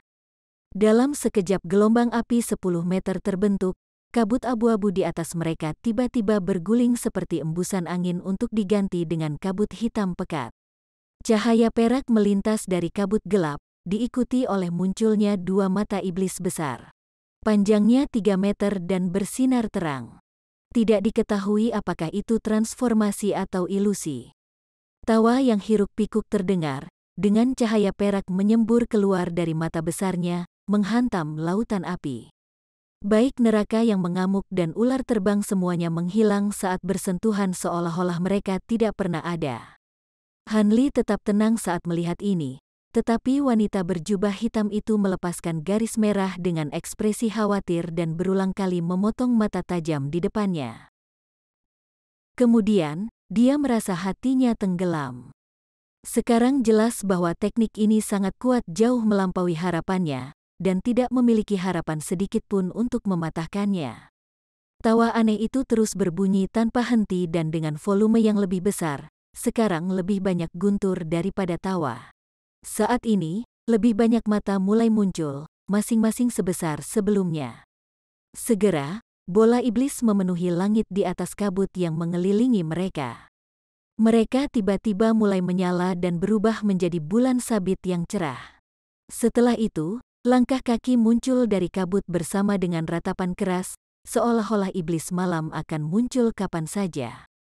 Keadaan luar biasa ini membuat wanita berjubah hitam terkejut dan dia bertanya, "Saudara Han, apakah Anda memiliki metode untuk membubarkan teknik ini?" Jika rekan Taois Han yang misterius ini tidak dapat menghilangkan teknik ini, dia telah memutuskan untuk mengkonsumsi sejumlah besar esensi darah untuk menggunakan teknik rahasia. Alih-alih membalasnya, Han Li mengangkat tangannya dan melepaskan sambaran petir emas yang padat. Dalam gemuruh guntur, itu menghantam salah satu bulan sabit dalam kabut. Ledakan menggema terdengar saat petir emas pecah bersama dengan bulan sabit. Pada saat yang hampir bersamaan, mata yang lain runtuh menjadi aliran debu perak yang tak berujung, memenuhi sekeliling mereka dengan cahaya yang menyilaukan. Wanita berjubah hitam itu tiba-tiba merasakan dunianya berputar di sekelilingnya dan mau tidak mau menutup matanya sekali lagi. Pada saat inderanya kembali normal, dia menemukan bahwa dia berada di gua sekali lagi tanpa jejak kabut atau cahaya yang bisa ditemukan. Dia merasa sangat lega dibebaskan dari sihir dan berhasil menenangkan diri. Naiten bersayap perak sekarang berada di seberang mereka, di pangkal batang bambu dan tetap diam.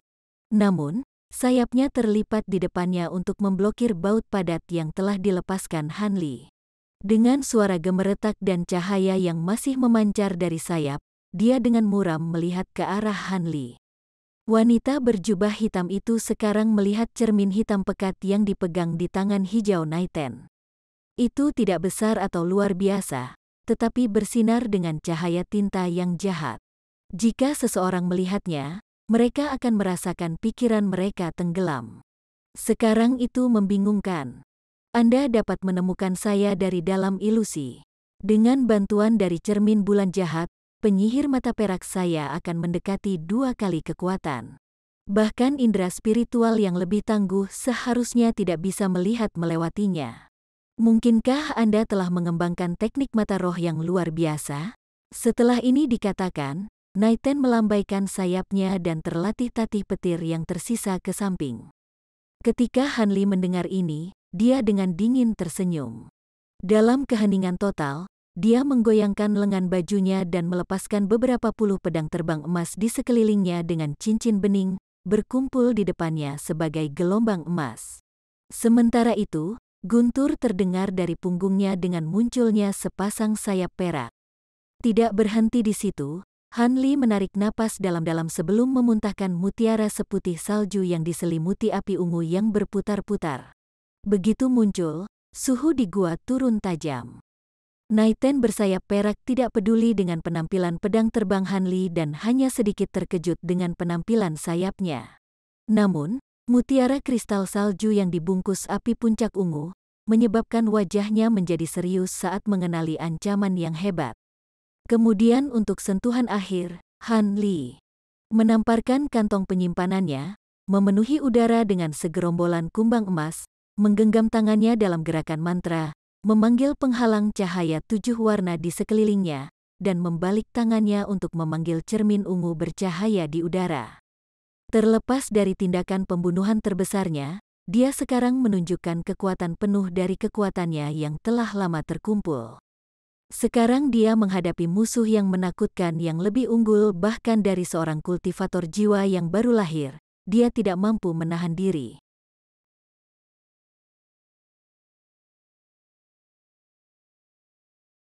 Chapter 988. Cermin Bulan Jahat. Roh wanita berjubah hitam itu dibangunkan saat melihat Han Li mengendalikan begitu banyak harta sihir yang luar biasa. Dia mengangkat tangannya dan memanggil perisai biru kecil sebelum menamparkan kantong penyimpanannya dan memanggil 2 harta sihir berbentuk kupu-kupu. Mereka berkibar-kibar seolah-olah mereka hidup. Sebagai seorang pembudidaya jiwa yang baru lahir, dia memiliki lebih banyak harta, tetapi dalam pertempuran, semakin banyak harta yang dipanggil tidak selalu berarti keuntungan.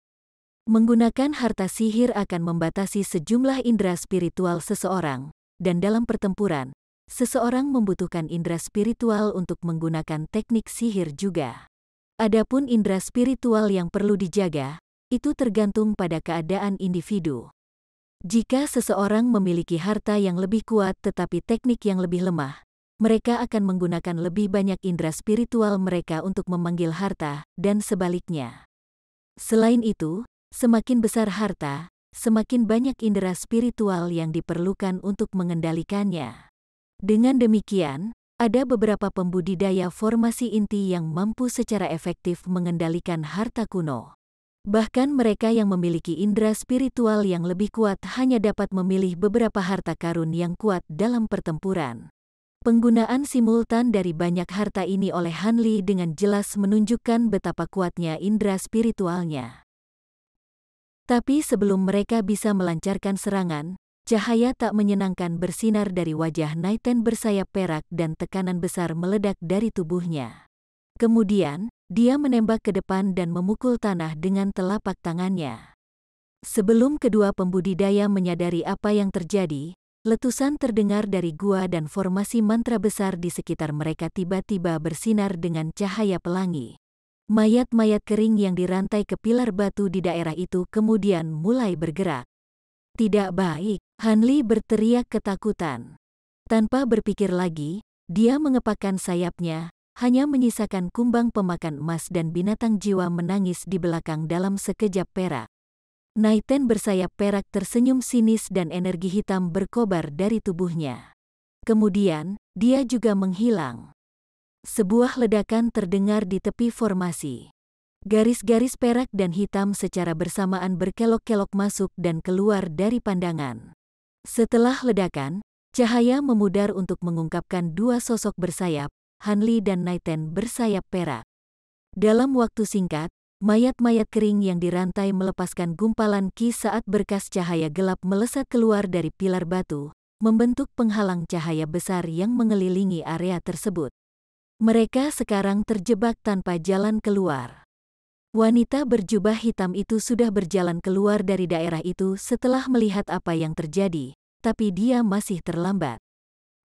Penghalang muncul setelah dia hanya terbang sejauh 60 meter. Melihat bahwa dia terjebak, ekspresinya goyah.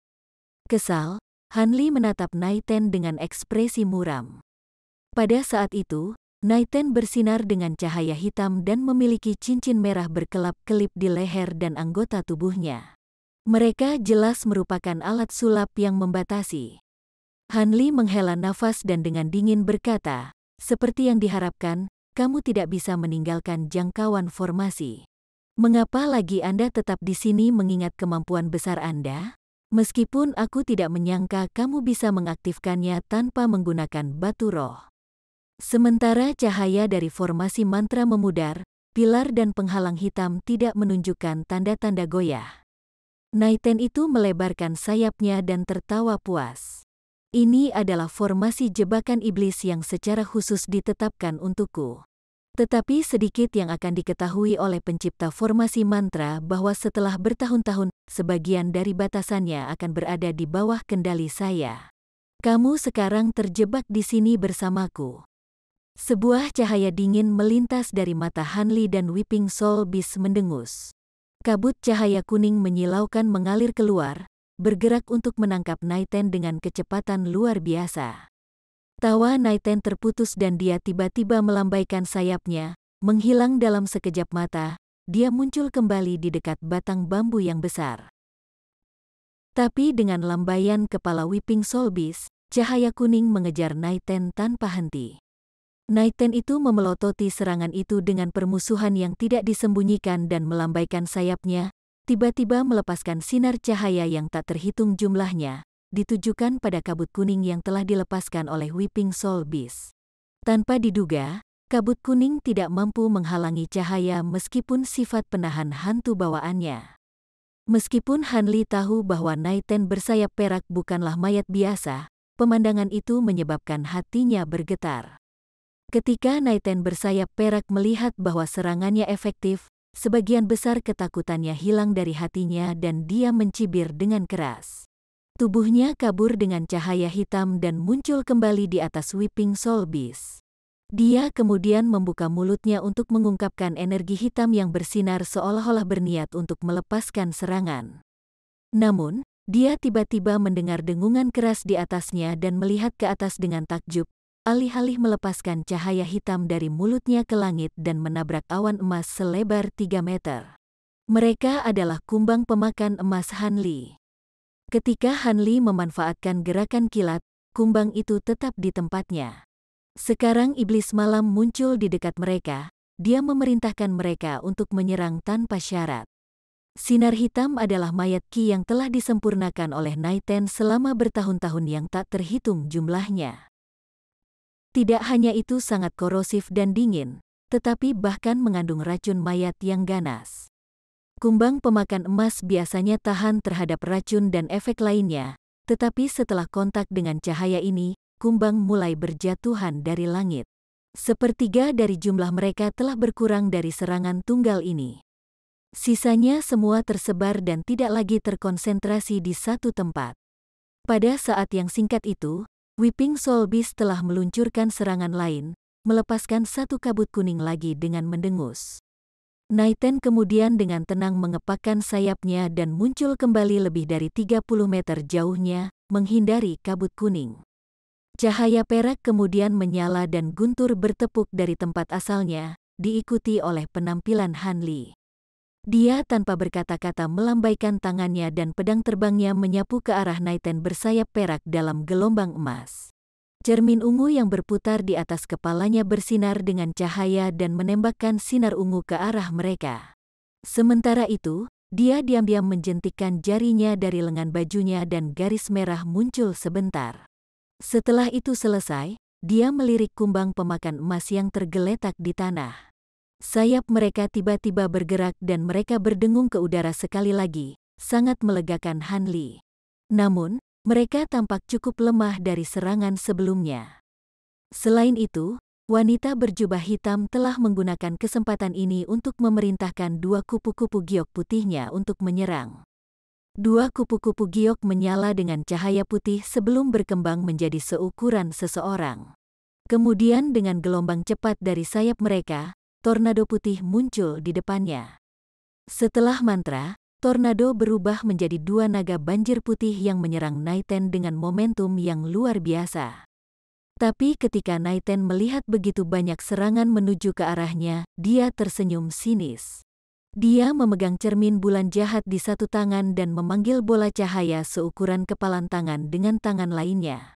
Bola itu berwarna abu-abu tetapi berisi kilau tenang yang dingin. Dia dengan dingin melirik serangan yang akan menyerang pertama kali, cahaya pedang emas. Dia menepuk kedua tangannya dan bola cahaya menghilang ke dalam cermin. Segera setelah itu, cahaya hitam melintas dan bola cahaya serupa yang tak terhitung jumlahnya mengalir keluar dan dengan cepat menyatu. Dalam sekejap mata, bola cahaya selebar 10 meter muncul dengan Naiten bersayap perak di tengahnya. Saat cahaya pedang menyapunya, itu dengan keras menghantam bola. Dengan dentuman lembut, bola besar itu meletus seperti gelembung, terpecah menjadi banyak bola yang lebih kecil. Cahaya keemasan menyapu melewati Naiten dan melintas saat beberapa puluh pedang terbang mencabik-cabiknya menjadi potongan-potongan yang tak terhitung jumlahnya. Setelah itu, cahaya pedang melesat keluar dari banyak bola cahaya kecil di sekitarnya. Ketika Han Li melihat ini, dia merasa khawatir dan keraguan muncul dari benaknya. Tidak mungkin dia bisa membunuh Naiten hanya dengan pedang terbangnya. Seperti yang diharapkan, pemandangan yang tak terbayangkan terjadi. Bola cahaya kecil berkumpul dan membentuk kembali bola besar lainnya. Naiten yang diparut juga dipulihkan dengan sempurna di dalam.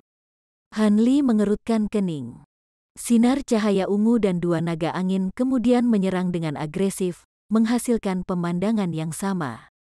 Cahaya besar dihancurkan dan tersebar, hanya untuk menjadi utuh sekali lagi.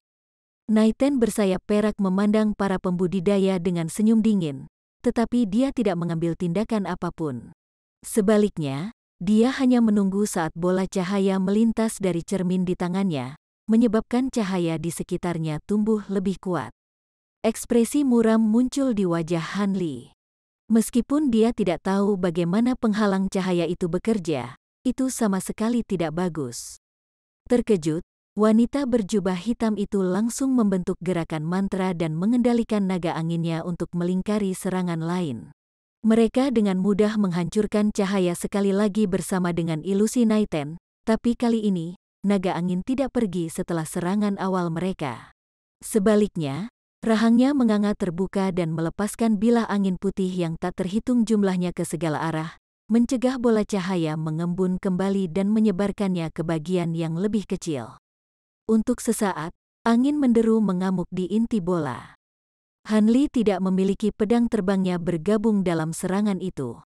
Dia malah menyipitkan matanya, cahaya biru berkedip dari mereka, dan mengamati semuanya.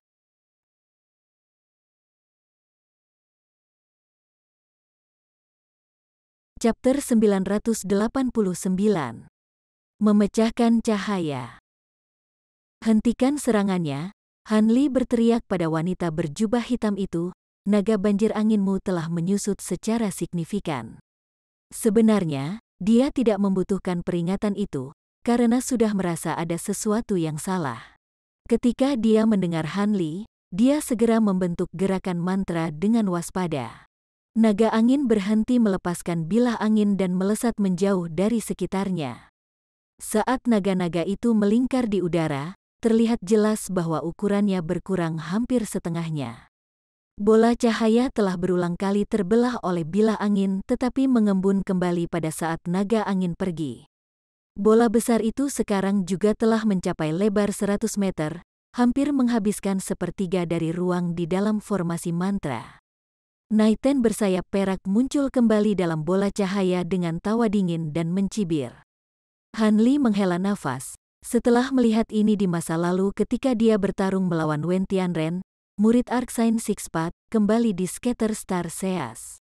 Pada saat itu, dia telah menggunakan harta aneh untuk membengkokkan dirinya dalam awan ungu, mencegah Han Li melukainya dengan pedang terbangnya. Han Li mengandalkan kekuatan eksekusi iblis Yin untuk menerobosnya dan menghancurkan lengan Wen Tianren. Kemampuan yang digunakan Naiten bersayap perak adalah sama, tetapi jelas jauh lebih kuat. Meskipun Han Li telah menyibukkan dirinya dengan kultivasi sejak itu dan tidak punya waktu untuk menyingkat eksekusi iblis Yin lainnya, dia memang memiliki teknik lain yang dapat menghasilkan kekuatan tirani yang serupa. Sangat disayangkan bahwa pedang penghangat awan bambunya tidak dapat membentuk formasi pedang aureat, jika tidak, Naiten bersayap perak pasti akan mati, tidak peduli seberapa aneh tekniknya. Setelah memikirkan ini, sebuah rencana muncul di benaknya. Dia mengambil napas dalam-dalam dan menamparkan kantong penyimpanannya, memanggil jimat merah ke dalam genggamannya. Karakter seperti api berkedip di permukaannya bersama dengan gambar naga banjir yang hidup. Ini adalah jimat penakluk roh yang telah disempurnakan Hanli dengan jiwa naga banjir api merah setelah dia selesai membuat kipas Triflame, dan alasan mengapa Hanli terlambat bertemu dengan yang lain di pintu masuk lembah racun segudang. Karena dia memiliki pengalaman dalam menyempurnakan jimat sebelumnya, sekarang jauh lebih kuat dan bisa menghasilkan lebih banyak kekuatan. Dia menamparnya ke tubuhnya dan jimat itu masuk ke tubuhnya, diikuti oleh munculnya naga banjir ilusi di atasnya. Bersinar dalam cahaya merah, tanduk tumbuh dari kepalanya dan sisik merah muncul di sekujur tubuhnya. Hanya dalam beberapa saat, dia mengambil setengah transformasi naga banjir dan kekuatan sihirnya telah meningkat ke puncak tahap jiwa yang baru lahir. Rekan Taois Han Yi, setelah melihat transformasi ini, baik wanita berjubah hitam dan Naiten tidak bisa membantu tetapi berteriak kaget. Ketika Naiten khususnya merasakan peningkatan pesat Hanli dalam kultivasi, senyumnya menghilang. Kemudian, Hanli menggenggam tangannya dengan gerakan dan puluhan pedang terbang yang mengelilinginya mulai berputar. Setelah mengeluarkan cincin yang jelas, mereka kabur, berubah menjadi 6 salinan identik dari diri mereka sendiri. Ratusan cahaya pedang emas ini berkumpul bersama, menyala dengan cahaya matahari siang yang terik. Saat suar menghilang, pedang raksasa sepanjang 30 meter muncul di atas bola cahaya regeneratif Naiten, melepaskan tekanan luar biasa yang menyebabkan bahkan iblis itu menunjukkan jejak keterkejutan. Dengan pedang besar yang terbentuk, Hanli kemudian menunjuk ke mutiara kristal salju, mengarahkannya ke arah pedang dengan garis ungu. Pada saat yang sama, dia mengaktifkan teknik pada pedang raksasa dengan perintah mental.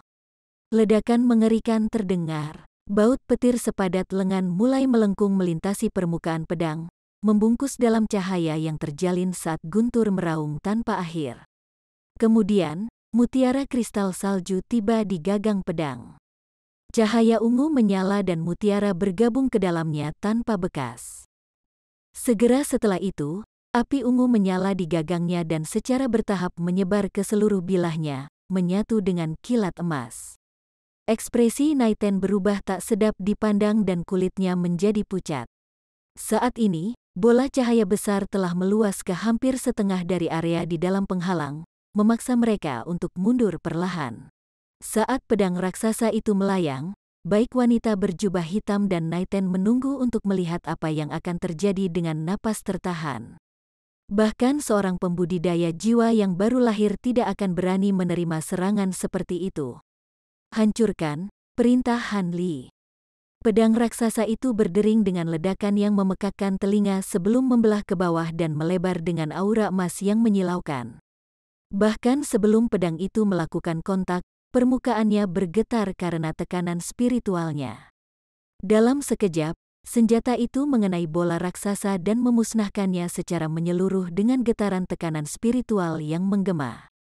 Setelah cahaya dari tumbukan memudar, bola cahaya tidak terlihat dimanapun. Adapun Naiten, dia muncul di tempat yang tidak jauh dan menatap pedang besar itu dengan ekspresi muram. Naiten tidak berani menguji kekuatan pedang besar itu dan menggunakan sayapnya untuk melarikan diri.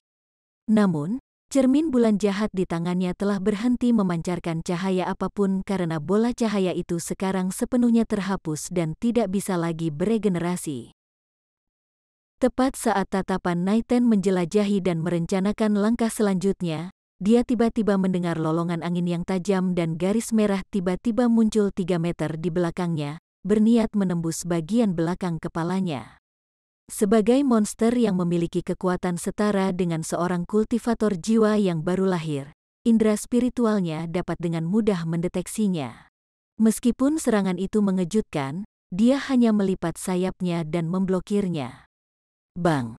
Sangat mengejutkannya, begitu garis merah mengenai sayapnya, tiba-tiba itu meledak menjadi bola api besar.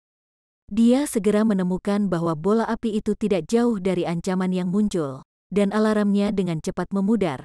Tetapi ketika api menghilang, garis merah juga hilang. Tepat ketika dia berpikir untuk mencarinya, dia mendengar guntur berdering di depannya. Pedang besar itu membelah ke arahnya. Selain itu, naga banjir telah bergerak di atas Naiten pada waktu yang tidak diketahui. Dengan sebuah perintah, wanita berjubah hitam menyuruh mereka mengayunkan kepala mereka dengan mulut menganga, melepaskan rentetan bilah angin yang padat. Naiten segera meninggalkan pikiran untuk mengejarnya dan menggantungkan cermin bulan jahat di dadanya. Dia kemudian dengan sungguh-sungguh mengulurkan tangan ke pedang yang masuk, memanggil dua kepalan Gosven Threads. Mereka masing-masing berukuran 3 meter dan bergerak untuk memblokir senjata. Tentu saja, bukan karena dia tidak bisa bergerak tetapi dia ingin menguji kekuatan pedangnya. Sementara itu, sayapnya tumbuh 2 kali ukuran dan membentuk layar perak di atas kepalanya, dengan mudah memukul mundur bilah angin. Tinju dan pedang bertabrakan, menghasilkan 2 ledakan. Pedang itu telah membelah salah satu tinju dengan kekuatan besar, tetapi pedang itu jelas melemah karena serangan itu dan diblokir oleh tinju kedua. Tapi saat pedang bertabrakan dengan tinju kedua, garis merah muncul tiba-tiba, diposisikan untuk menyerang dada Naiten. Tidak, jantung monster itu bergetar dan dia buru-buru menggerakkan tangannya ke depan, tetapi sudah terlambat. Dalam kekaburan, jarum menembus cermin bulan jahat, menyebabkannya pecah dalam nyala hitam, tapi dia bisa dengan cepat menangkap jarum itu setelahnya. Kau berani menghancurkan CERMINKU. Tubuh Naiten gemetar dan wajahnya berubah marah. Jarum yang dia pegang di tangannya menyala dan menyala merah seperti besi panas meskipun dia benar-benar mengabaikannya. Tujuan Han Li menghancurkan cermin itu cukup sederhana. Karena itu merepotkan ketika dipasangkan dengan teknik sihir yang aneh, dia memutuskan untuk menghilangkannya sama sekali. Han Li merasa agak bingung dengan kemarahan yang ditunjukkannya, tapi dia tidak akan menghentikan serangannya. Dengan gerakan mantra, pedang raksasa yang redup itu terbelah. Hampir 200 cahaya pedang segera menciptakan jaring besar dan menyapu Naiten tanpa ampun. Jika berani menggunakan sayapnya untuk memblokir serangan, pedang itu akan membelah Naiten menjadi berkeping-keping saat diperkuat dengan auric essence.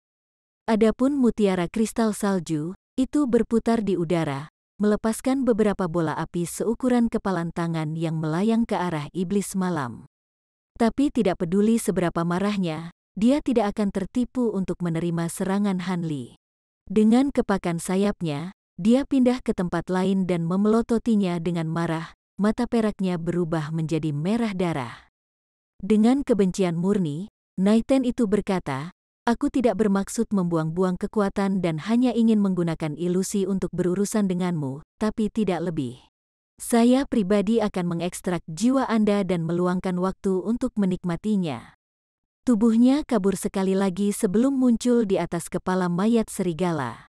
Dia kemudian tanpa kata menginjaknya dan mengipasi sayapnya, menghasilkan lapisan cahaya kuning. Setelah itu, dia tenggelam ke tanah dan membawa serigala bersamanya.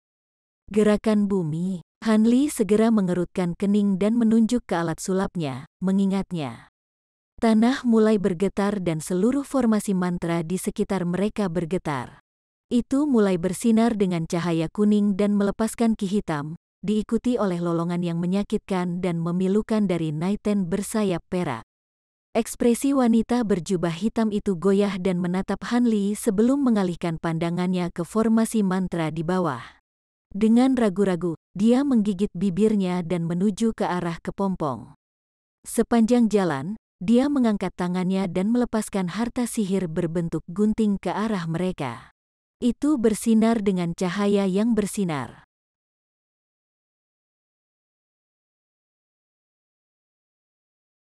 Chapter 990. Mengaburkan arus angin. Wanita berjubah hitam itu melepaskan sepasang kain tipis dalam seberkas cahaya keemasan, jelas berniat membebaskan Pak Tua Fu dari kepompong Gosven Threads. Han Li melihat dengan cemberut. Dia akan bisa menyelamatkan mereka, tetapi mereka terlalu jauh. Bang! Ketika kepompong mendekat, siluet hijau muncul dari tanah dan tiba di depan kepompong dengan kabur. Kemudian, ia menyapu udara dengan tangan merah dan melepaskan beberapa goresan cakar ke arah yang tipis, menghalangi jalannya. Ketika mereka melihat ini, mereka percaya itu adalah Naiten bersayap perak, tetapi ketika cahaya memudar, mereka benar-benar terkejut. Siluet hijau memiliki kepala serigala, tubuh manusia, dan mata merah. Itu adalah mayat serigala raksasa dari sebelumnya, tetapi telah mengambil bentuk manusia melalui beberapa metode yang tidak diketahui. Sekarang, itu memelototi wanita berjubah hitam dengan kebencian yang jelas. Tapi apa yang Han Li perhatikan secara khusus adalah bahwa kuda Umbra Yin telah menghilang. Mungkinkah itu di bawah tanah, atau menyembunyikan dirinya di tempat lain? Saat pikiran-pikiran ini melintas di benaknya, cahaya biru berkedip dari matanya dan dia melihat ke bawah. Wajahnya berubah karena alarm dan dia buru-buru berteriak, "Di belakangmu." Kemudian, dia menjentikkan jarinya, melepaskan serangan pedang biru ke arah wanita berjubah hitam itu. Ketika dia mendengarnya, dia merasakan hatinya bergetar dan langsung bereaksi, menunjuk ke perisai biru kecil di depannya. Itu tiba di belakangnya dengan kabur dan dia memusatkan semua kekuatan sihirnya ke dalam roda Dharma yang melayang di atas. Cahaya bersinar darinya, memperkuat penghalang pelindungnya dengan cahaya 7 warna. Saat dia memperkuat pertahanannya, siluet emas melintas di belakangnya. Itu adalah Naiten bersayap perak. Dia telah mengalami transformasi besar-besaran. Dia tidak lagi memiliki bulu hijau dan malah ditutupi sisik emas samar. Adapun sayap peraknya, mereka sekarang bersinar dengan cahaya biru dan putih. Bahkan mata peraknya yang tajam juga memiliki iris emas yang samar. Tetapi yang paling menakjubkan dari semuanya adalah dia tidak lagi memancarkan ki mayat dari tubuhnya. Sebaliknya, dia tampaknya tidak memiliki ki sama sekali seolah-olah dia adalah makhluk tanpa roh. Begitu Naiten muncul, dia mengangkat lengannya dan ukurannya melonjak beberapa kali. Cakar hitam pekatnya berkobar dengan cahaya keemasan sebelum menggeseknya, tetapi perisai biru kecil itu juga bergegas di belakangnya. Segera setelah itu muncul, perisai itu dengan liar tumbuh beberapa kali dalam ukuran dan bersinar cemerlang dalam tampilan ketabahan. Naiten, bagaimanapun, tidak mengindahkan ini. Dengan lengan emasnya yang bersinar, cakar itu melewati seolah-olah itu tidak ada dan pindah ke penghalang pelindung wanita itu. Kemudian, suara ledakan yang jelas terdengar. Cakar bercahaya bergetar sesaat sebelum merobek penghalang pelindung. Mengikuti suara daging yang tercabik, cakar itu merobek dada wanita itu dan menghancurkan hatinya sebelum menembus seluruhnya. Hati Han Li tenggelam saat melihatnya. Begitu mayat itu mendekatinya, bencana tak terhindarkan. Saat itulah pedang biru Ki telah tiba dari kejauhan, tetapi dengan gelombang sederhana sayap Naiten, cahaya dengan mudah menyerap pedang Ki. Namun, tindakan Han Li tidak sia-sia. Pemogokan telah memberi wanita itu kesempatan untuk menyelamatkan dirinya sendiri. Cahaya merah menyala dari ubun-ubun kepalanya, diikuti dengan kemunculan Naschen Soul-nya yang memegang pedang berukuran 1 inci. Begitu muncul, itu langsung bergerak lebih dari 30 meter dalam sekejap, teror melanda wajahnya. Setelah berteleportasi beberapa kali lagi, ia berhasil melarikan diri dengan bersih. Naiten bersayap perak menyeringai sinis dan melemparkan mayat wanita itu sebelum menghilang lagi. Kemudian, siluet samar muncul di sisi Naschen Soul dan meludahkan jaring benang abu-abu, menangkap Naschen Soul saat ia mencoba untuk berteleportasi sekali lagi. "Tolong selamatkan saya." Jiwanya yang baru lahir menangis keras dan berusaha menggunakan pedangnya untuk memotong jaring. Tetapi tanpa tubuh, dia tidak memiliki kekuatan, dan serangannya ditolak. Naiten tidak memberi wanita itu kesempatan lagi.